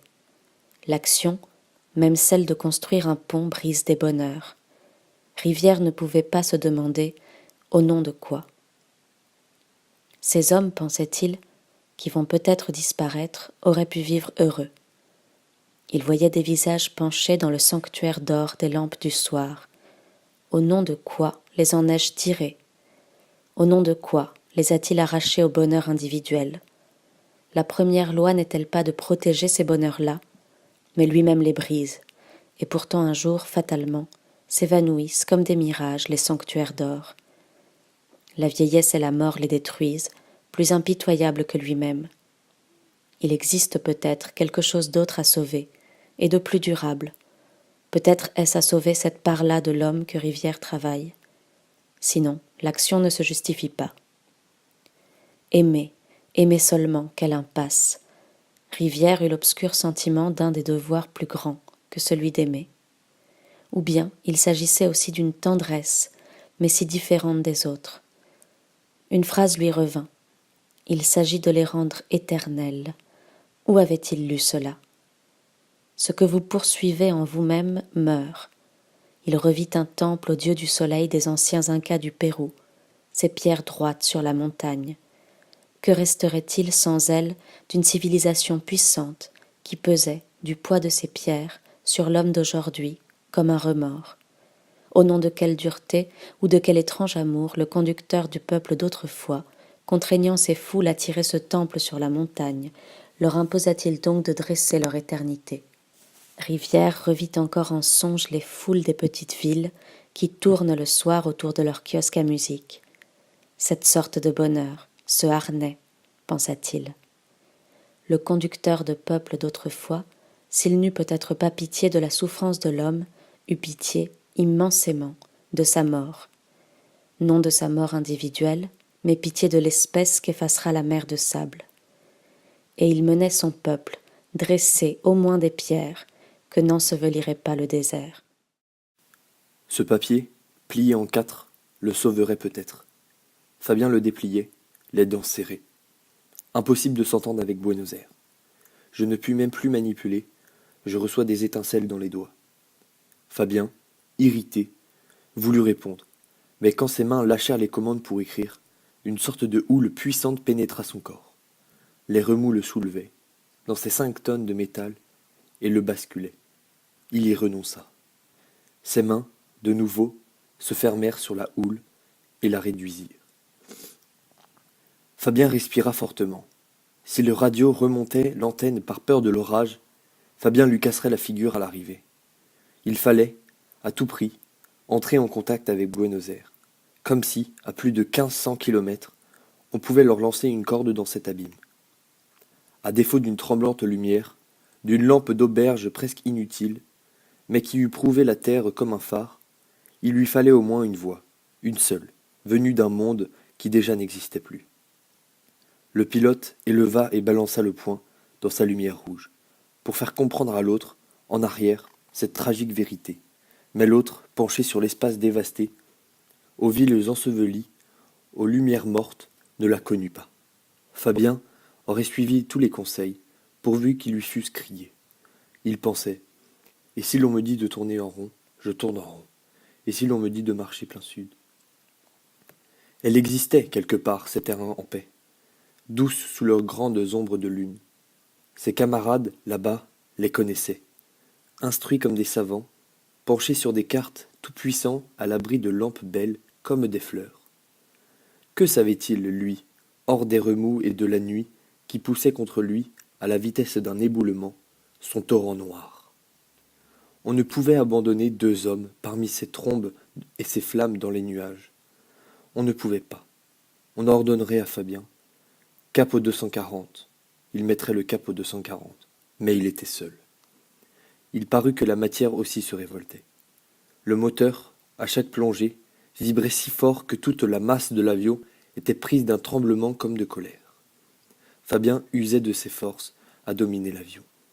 La tête enfoncée dans la carlingue, face à l'horizon gyroscopique, car, au dehors, il ne distinguait plus la masse du ciel et celle de la terre, perdu dans une ombre où tout se mêlait, une ombre d'origine des mondes. Mais les aiguilles des indicateurs de position oscillaient de plus en plus vite, devenaient difficiles à suivre. Déjà, le pilote, qu'elle trompait, se débattait mal, perdait son altitude, s'enlisait peu à peu dans cette ombre. Il eut sa hauteur, 500 mètres. C'était le niveau des collines. Il les sentit rouler vers lui, leurs vagues vertigineuses. Il comprenait aussi que toutes les masses du sol, dont la moindre l'eût écrasé, étaient comme arrachées de leur support, déboulonnées, et commençaient à tourner, ivres autour de lui. Et commençait, autour de lui, une sorte de danse profonde et qui le serait de plus en plus. Il en prit son parti. Au risque d'emboutir, il atterrirait n'importe où. Et, pour éviter au moins les collines, il lâcha son unique fusée éclairante. La fusée s'enflamma, tournoya, illumina une plaine et s'y éteignit. C'était la mer. Il pensa très vite. Perdu. 40 degrés de correction. J'ai dérivé quand même. C'est un cyclone. Où est la Terre? Il virait plein ouest. Il pensa. Sans fusée maintenant, je me tue. Cela devait arriver un jour. Et son camarade, là derrière, Il a remonté l'antenne sûrement. Mais le pilote ne lui en voulait plus. Si lui-même ouvrait simplement les mains, leur vie s'en écoulerait aussitôt, comme une poussière vaine. Il tenait dans ses mains le cœur battant de son camarade et le sien, et soudain ses mains l'effrayèrent. Dans ses remous en coups de bélier, pour amortir les secousses du volant. Sinon, elles eussent scié les câbles de commande. Il s'était cramponné à lui de toutes ses forces. Il s'y cramponnait toujours, et voici qu'il ne sentait plus ses mains, endormies par l'effort. Il voulut remuer les doigts pour en recevoir un message. Il ne sut pas s'ils étaient obéis. Quelque chose d'étranger terminait ses bras. Des baudruches, insensibles et molles. Il pensa, il faut m'imaginer fortement que je serre. Il ne sut pas si cette pensée atteignit ses mains. Et comme il percevait les secousses du volant, aux seules douleurs des épaules, il m'échappa. Mes mains s'ouvriront. Mais s'effraya de cette permis de tels mots, car il crut sentir ses mains, cette fois obéir à l'obscure puissance de l'image. S'ouvrir lentement dans l'ombre pour le livrer. Il aurait pu lutter encore, tenter sa chance. Il n'y a pas de fatalité extérieure. Mais il y a une fatalité intérieure. Vient une minute où l'on se découvre vulnérable, alors les fautes vous attirent comme un vertige. Et c'est à cette minute que luire sur sa tête, dans une déchirure de la tempête, comme un appât mortel au fond d'une nasse, quelques étoiles. Il jugea bien que c'était un piège.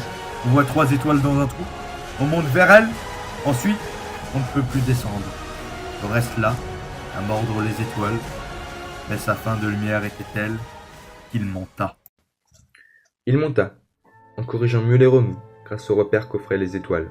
Leur aimant pâle l'attirait. Il avait peiné si longtemps à la poursuite d'une lumière qu'il n'aurait plus lâché la plus confuse. Riche d'une lueur d'auberge, il aurait tourné jusqu'à la mort, autour de ce signe dont il avait faim. Et voici qu'il montait vers des champs de lumière.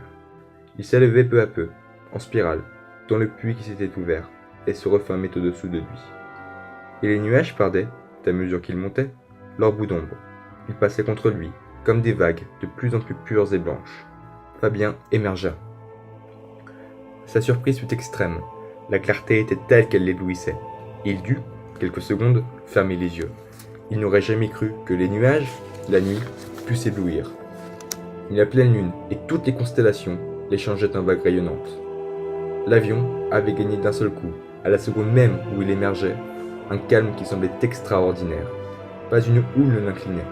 Comme une barque qui passe la digue, il entrait dans les eaux réservées.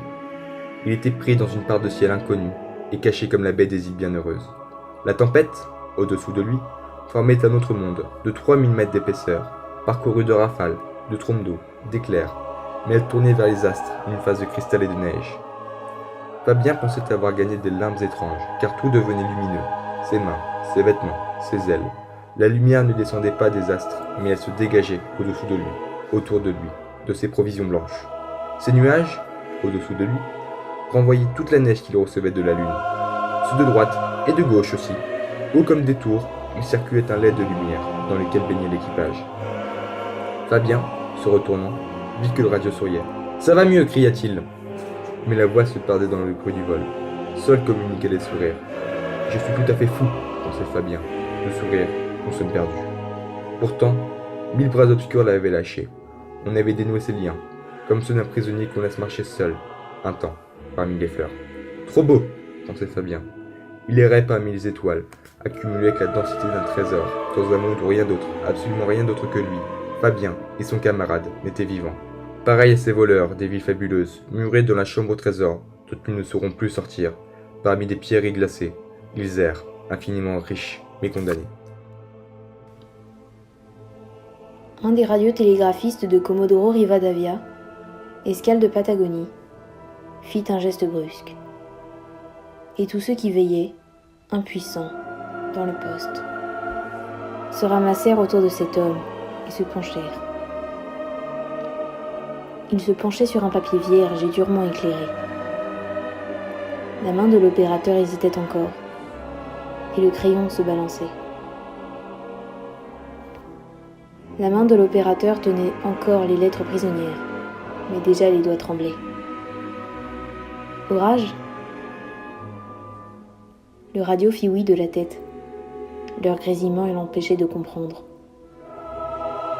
Puis il nota quelques signes indéchiffrables. Puis des mots. Puis on put rétablir le texte. Bloqué à 3008 au-dessus de la tempête. Naviguons plein ouest vers l'intérieur, car étions dérivés en mer. Au-dessous de nous, tout est bouché. Nous ignorons si survolons toujours la mer. Communiquer si tempête s'étend à l'intérieur. On dut, à cause des orages, pour transmettre ce télégramme à Buenos Aires, faire la chaîne de poste en poste. Le message avançait dans la nuit, comme un feu qu'on allume de tour en tour. Buenos Aires fit répondre. Tempête générale à l'intérieur. Combien vous reste-t-il d'essence ? 1 demi-heure. Et cette phrase, de veilleur en veilleur, remonta jusqu'à Buenos Aires. L'équipage était condamné à s'enfoncer, avant 30 minutes, dans un cyclone qui le drosserait jusqu'au sol. Et Rivière médite. Il ne conserve plus d'espoir. Cet équipage sombrera quelque part dans la nuit. Rivière se souvient d'une vision qui avait frappé son enfance. On vida un étang pour trouver un corps. On ne trouvera rien non plus avant que cette masse d'ombre se soit écoulée de sur la terre, avant que remontent au jour ses sables, ses plaines, ses blés. De simples paysans découvriront peut-être 2 enfants au cou de pliés sur le visage et paraissant dormir, échoués sur l'herbe et l'or d'un fond paisible. Mais la nuit les aura noyés. Rivière pense aux trésors ensevelis dans les profondeurs de la nuit comme dans les mers fabuleuses, ces pommiers de nuit qui attendent le jour avec toutes leurs fleurs, des fleurs qui ne servent pas encore. La nuit est riche, pleine de parfums, d'agneaux endormis et de fleurs qui n'ont pas encore de couleur. Peu à peu monteront vers le jour les sillons gras, les bois mouillés, les luzernes fraîches. Mais parmi des collines, maintenant inoffensives, et les prairies et les agneaux, dans la sagesse du monde, 2 enfants sembleront dormir, et quelque chose aura coulé du monde visible dans l'autre. Rivière connaît la femme de Fabien, inquiète et tendre. Cet amour à peine lui fut prêté comme un jouet à un enfant pauvre. Rivière pense à la main de Fabien, qui tient pour quelques minutes encore sa destinée dans les commandes. Cette main qui a caressé, cette main qui s'est posée sur une poitrine et y a levé le tumulte, comme une main divine. Cette main qui s'est posée sur un visage et qui a changé ce visage. Cette main qui était miraculeuse. Fabien erre sur la splendeur d'une mer de nuages, la nuit, mais plus bas, c'est l'éternité. Il est perdu parmi des constellations qu'il habite seul. Il tient encore le monde dans ses mains et contre sa poitrine le balance. Il serre dans son volant le poids de la richesse humaine et promène, désespéré, d'une étoile à l'autre, l'inutile trésor qu'il faudra bien rendre. Rivière pense qu'un poste radio l'écoute encore. Seul relie encore Fabien au monde une onde musicale, une modulation mineure, pas une plainte, pas un cri, mais le son le plus pur qu'ait jamais formé le désespoir. Robineau le tira de sa solitude. « Monsieur le directeur, j'ai pensé, on pourrait peut-être essayer. » Il n'avait rien à proposer, mais témoignait ainsi de sa bonne volonté. Il aurait tant aimé trouver une solution, et la chercher un peu comme celle d'un rébut. Il trouvait toujours des solutions que Rivière n'écoutait jamais. « Voyez-vous, Robineau, dans la vie, il n'y a pas de solution. Il y a des forces en marche, il faut les créer et les solutions suivent. » Aussi Robineau bornait-il son rôle à créer une force en marche dans la corporation des mécaniciens. Une humble force en marche qui préservait de la rouille les moyeux d'hélice. Mais les événements de cette nuit-ci trouvaient Robineau désarmé. Son titre d'inspecteur n'avait aucun pouvoir sur les orages, ni sur un équipage fantôme, qui vraiment ne se débattait plus pour une prime d'exactitude, mais pour échapper à une seule sanction, qui annulait celle de Robineau, la mort. Et Robineau, maintenant inutile, errait dans les bureaux, sans emploi. La femme de Fabien se fit annoncer. Poussée par l'inquiétude, elle attendait, dans le bureau des secrétaires, que Rivière la reçût. Les secrétaires, à la dérobée, levait les yeux vers son visage. Elle en éprouvait une sorte de honte et regardait avec crainte autour d'elle. Tout ici la refusait. Ces hommes qui continuaient leur travail, comme s'ils marchaient sur un corps, ces dossiers où la vie humaine, la souffrance humaine, ne laissaient qu'un résidu de chiffres durs. Elle cherchait des signes qui lui eussent parlé de Fabien. Chez elle, tout montrait cette absence. Le lit entrouvert, le café servi, un bouquet de fleurs. Elle ne découvrait aucun signe. Tout s'opposait à la pitié, à l'amitié, au souvenir. La seule phrase qu'elle entendit, car personne n'élevait la voix devant elle, fut le juron d'un employé qui réclamait un bordereau. Le bordereau des dynamos, bon Dieu, que nous expédions à Santos. Elle leva les yeux sur cet homme, avec une expression d'étonnement infini, puis sur le mur où s'étalait une carte. Ses lèvres tremblaient un peu, à peine. Elle devinait avec gêne qu'elle exprimait ici une vérité ennemie. Regrettait presque d'être venue, eût voulu se cacher, et se retenait, de peur qu'on la remarquât trop, de tousser, de pleurer. Elle se découvrait insolite, inconvenante, comme nue.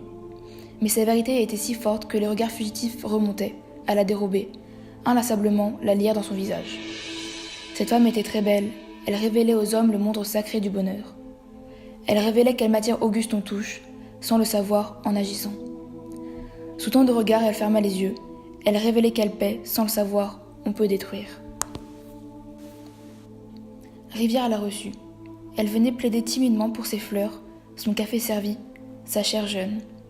De nouveau, dans ce bureau plus froid encore, son faible tremblement de lèvres la reprit. Elle aussi découvrait sa propre vérité, dans cet autre monde, inexprimable.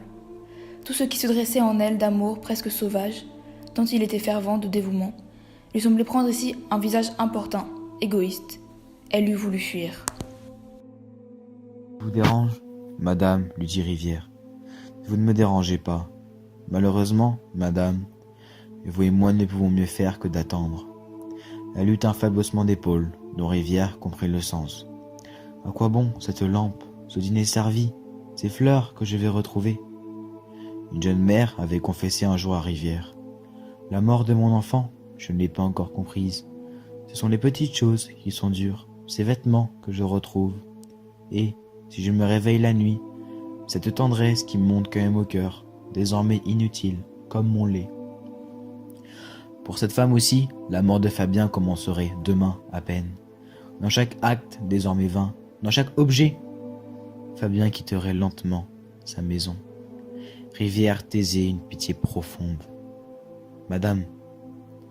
La jeune femme se retirait, avec un sourire presque humble, ignorant sa propre puissance. Rivière s'assit, un peu lourd, mais elle m'aide à découvrir ce que je cherchais. Il tapotait distraitement les télégrammes de protection des escales nord. Il songeait. Nous ne demandons pas à être éternels, mais à ne pas voir les actes et les choses tout à coup perdre leur sens. Le vide qui nous entoure se montre alors. Ses regards tombèrent sur les télégrammes. Et voilà par où, chez nous, s'introduit la mort. Ces messages qui n'ont plus de sens. Il regarda Robineau, ce garçon médiocre, maintenant inutile, n'avait plus de sens. Rivière lui dit presque durement. « Faut-il vous donner moi-même du travail ?» Puis Rivière poussa la porte qui donnait sur la salle des secrétaires. Et la disparition de Fabien le frappa, évidente, à des signes que madame Fabien n'avait pas su voir. L'affiche du RB 903, de l'avion de Fabien, figurait déjà au tableau mural, dans la colonne du matériel indisponible. Les secrétaires qui préparaient les papiers du courrier d'Europe, sachant qu'ils seraient retardés, travaillaient mal. Du terrain, on demandait par téléphone des instructions pour les équipes qui, maintenant, veillaient sans but. Les fonctions de la vie étaient ralenties. La mort, la voilà, pensa Rivière. Son œuvre était semblable à un voilier en panne, sans vent, sur la mer. Il entendit la voix de Robineau. « Monsieur le directeur, ils étaient mariés depuis 6 semaines. » « Allez travailler. » Rivière regardait toujours les secrétaires. Et, au-delà des secrétaires, les manœuvres, les mécaniciens, les pilotes, tous ceux qui l'avaient aidé dans son œuvre, avec une foi de bâtisseur. Il pensa aux petites villes d'autrefois, qui entendaient parler des îles, et se construisaient un navire pour le charger de leur espérance, pour que les hommes puissent voir leur espérance ouvrir ses voiles sur la mer, tous grandis, tous tirés hors d'eux-mêmes, tous délivrés par un navire. Le but peut-être ne justifie rien, mais l'action délivre de la mort ces hommes durés par leur navire. Et Rivière luttera aussi contre la mort, lorsqu'il rendra au télégramme leur plein sens, leur inquiétude aux équipes de veille et aux pilotes leur but dramatique, lorsque la vie ranimera cette œuvre, comme le vent ranime un voilier en mer. Comodoro Rivadavia n'entend plus rien, mais à 1000 km de là, 20 minutes plus tard, Bahia Blanca capte un second message. Descendons, entrons dans les nuages. Puis ces deux mots, d'un texte obscur, apparurent dans le poche de Trelou. Rien voir. Les ondes courtes sont ainsi. On les capte là, mais ici on demeure sourd. Puis, sans raison, tout change. Cet équipage, dont la position est inconnue, se manifeste déjà au vivant, hors de l'espace, hors du temps, et sur les feuilles blanches des postes radio sont déjà les fantômes qui écrivent. L'essence est-elle épuisée? Ou le pilote joue-t-il, avec la panne, sa dernière carte? Retrouver le sol sans l'emboutir? La voix de Buenos Aires ordonne à Trelou. Demande-le lui. Le poste d'écoute TSF ressemble à un laboratoire. Nickel, cuivre et manomètre, réseau de conducteurs, les opérateurs de veille, en blouse blanche, silencieux, semblent courbés sur une simple expérience. De leurs doigts délicats, elles touchent les instruments, explorent le ciel magnétique, sourciers qui cherchent la veine d'or. On ne répond pas? On ne répond pas. Ils vont peut-être accrocher cette note qui serait un signe de vie. Si l'avion et ses feux de bord remontent parmi les étoiles, ils vont peut-être entendre chanter cette étoile. Les secondes s'écoulent. Elles s'écoulent vraiment comme du sang. Le vol dure-t-il encore? Chaque seconde emporte une chance. Et voilà que le temps qui s'écoule semble détruire. Comme, en 20 siècles, il touche un temple, fait son chemin dans le granit et répand le temple en poussière. Voilà que des siècles d'usure se ramassent dans chaque seconde et menacent un équipage. Chaque seconde emporte quelque chose. Cette voix de Fabien, ce rire de Fabien, ce sourire. Le silence gagne du terrain. Un silence de plus en plus lourd, qui s'établit sur cet équipage comme le poids d'une mer, alors quelqu'un remarque. 1h40, dernière limite de l'essence, il est impossible qu'ils volent encore. Et la paix se fait. Quelque chose d'amer et de fade remonte aux lèvres comme aux fins du voyage. Quelque chose s'est accompli, dont on ne sait rien, quelque chose d'un peu écœurant. Et parmi tous ces nickels et ces artères de cuivre, on ressent la tristesse même qui règne dans les usines ruinées. Tout ce matériel semble pesant, inutile, désaffecté. Un poids de branches mortes. Il n'y a plus qu'à attendre le jour. Dans quelques heures émergera au jour l'Argentine entière, et ces hommes demeurent là, comme sur une pirève, en face du filet que l'on tire lentement, et dont on ne sait pas ce qu'il va contenir. Rivière dans son bureau éprouve cette détente que seuls permettent les grands désastres, quand la fatalité délivre l'homme. Il a fait alerter la police de toute une province, il ne peut plus rien, il faut attendre, mais l'ordre doit régner même dans la maison des morts. Rivière fait signe à Robineau. Télégramme pour les escales nord, prévoyons retard important du courrier de Patagonie. Pour ne pas retarder trop courrier d'Europe, bloquerons courrier de Patagonie avec le courrier d'Europe suivant. Il se plie un peu en avant, mais il fait un effort et se souvient de quelque chose, c'était grave. Ah oui, et pour ne pas oublier, Robineau, Monsieur Rivière, vous rédigerez une note. Interdiction aux pilotes de dépasser 1900 tours. On me massacre les moteurs. Bien, Monsieur Rivière. Rivière se plie un peu plus. Il a besoin avant tout de solitude. Allez, Robineau. Allez, mon vieux. Et Robineau s'effraie dans cette égalité dans les ombres.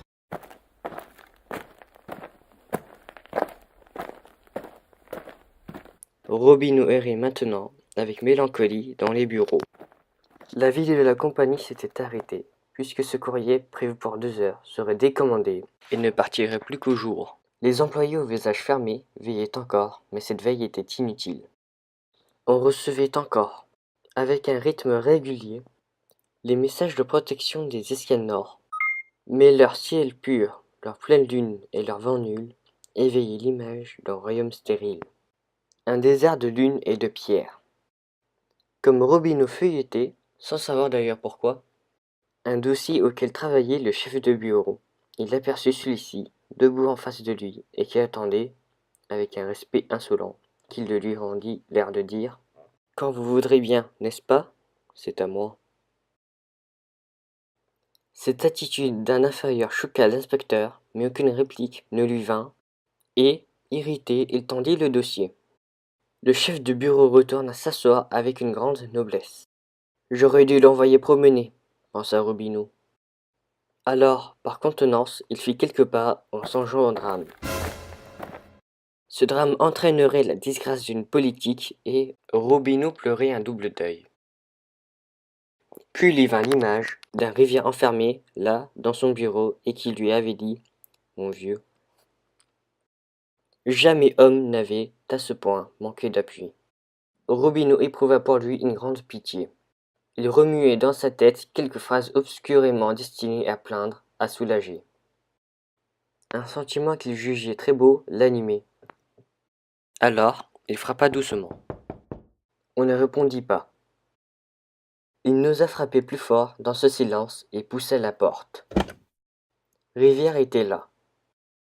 Robineau entrait chez Rivière, pour la première fois presque de plein pied, un peu en ami, un peu dans son idée comme le sergent qui rejoint, sous les balles, le général blessé, et l'accompagne dans la déroute et devient son frère dans l'exil.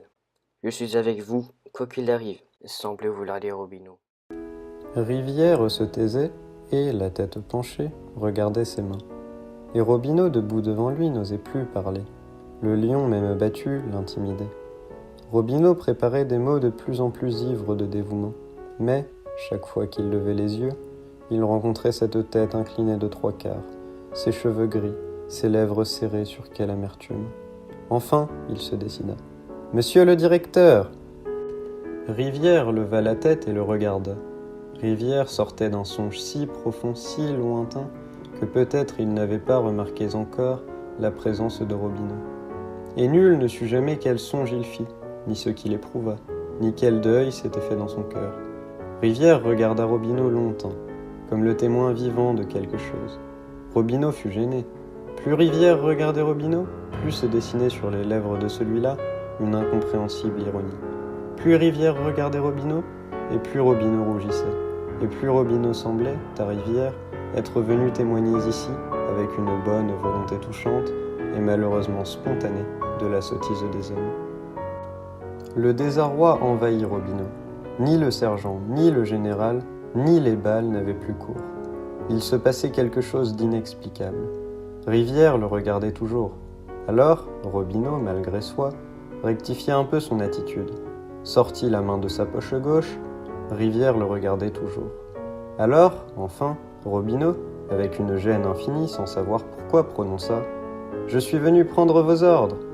Rivière tira sa montre et simplement « Il est 2h, le courrier d'Assomption atterrira à 2h10. Faites décoller le courrier d'Europe à 2h15. » Et Robineau propagea l'étonnante nouvelle. On ne suspendait pas les vols de nuit. Et Robineau s'adressa au chef de bureau. « Vous m'apporterez ce dossier pour que je le contrôle. » Et, quand le chef de bureau fut devant lui, « Attendez !» Et le chef de bureau attendit. Le courrier d'Assomption signala qu'il allait atterrir. Rivière, même aux pires heures, avait suivi, de télégramme en télégramme, sa marche heureuse. C'était pour lui, au milieu de ce désarroi, la revanche de sa foi, la preuve. Ce vol heureux annonçait par ces télégrammes 1000 autres vols aussi heureux. On n'a pas de cyclone toutes les nuits. Rivière pensait aussi, une fois la route tracée, on ne peut pas ne plus poursuivre. Descendant d'escale en escale, du Paraguay, comme d'un adorable jardin riche de fleurs, de maisons basses et d'eau lente, l'avion glissait en marge d'un cyclone qui ne le brouillait pas une étoile. 9 passagers, roulés dans leur couverture de voyage, s'appuyaient du front à leurs fenêtres, comme à une vitrine pleine de bijoux, car les petites villes d'Argentine égrenaient déjà, dans la nuit, tout leur or, sous l'or plus pâle des villes d'étoiles. Le pilote, à l'avant, soutenait de ses mains sa précieuse charge de vie humaine, les yeux grands ouverts et pleins de lune, comme un chevrier. Buenos Aires, déjà, emplissait l'horizon de son feu rose, et bientôt luirait de toutes ses pierres ainsi qu'un trésor fabuleux.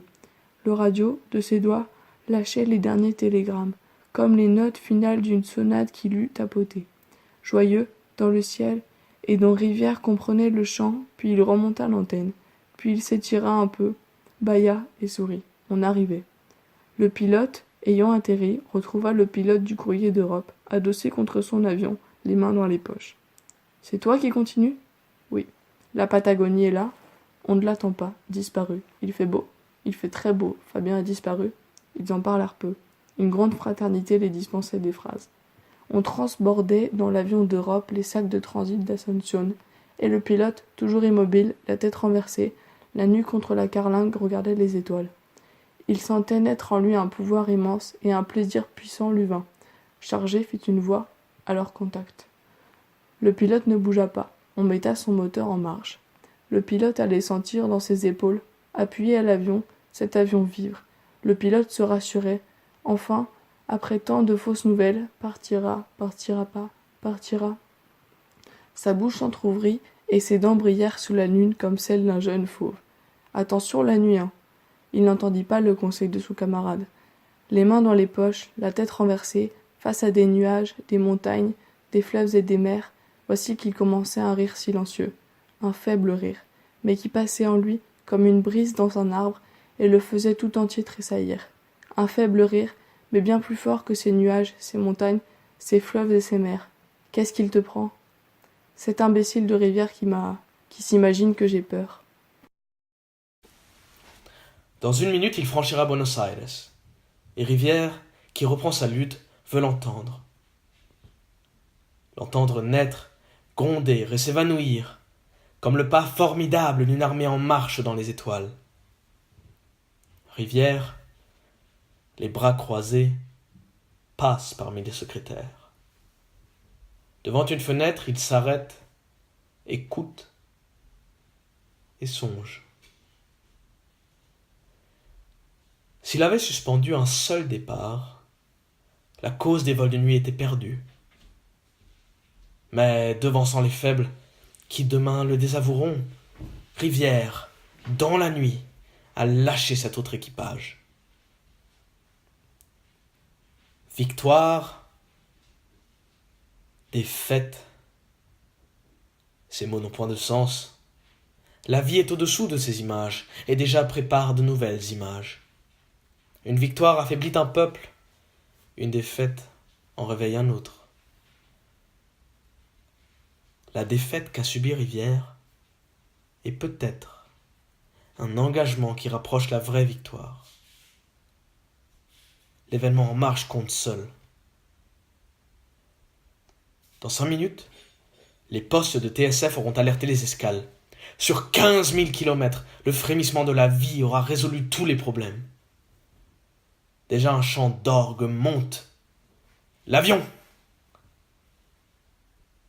Et Rivière, à pas lents, retourne à son travail parmi les secrétaires que courbe son regard dur.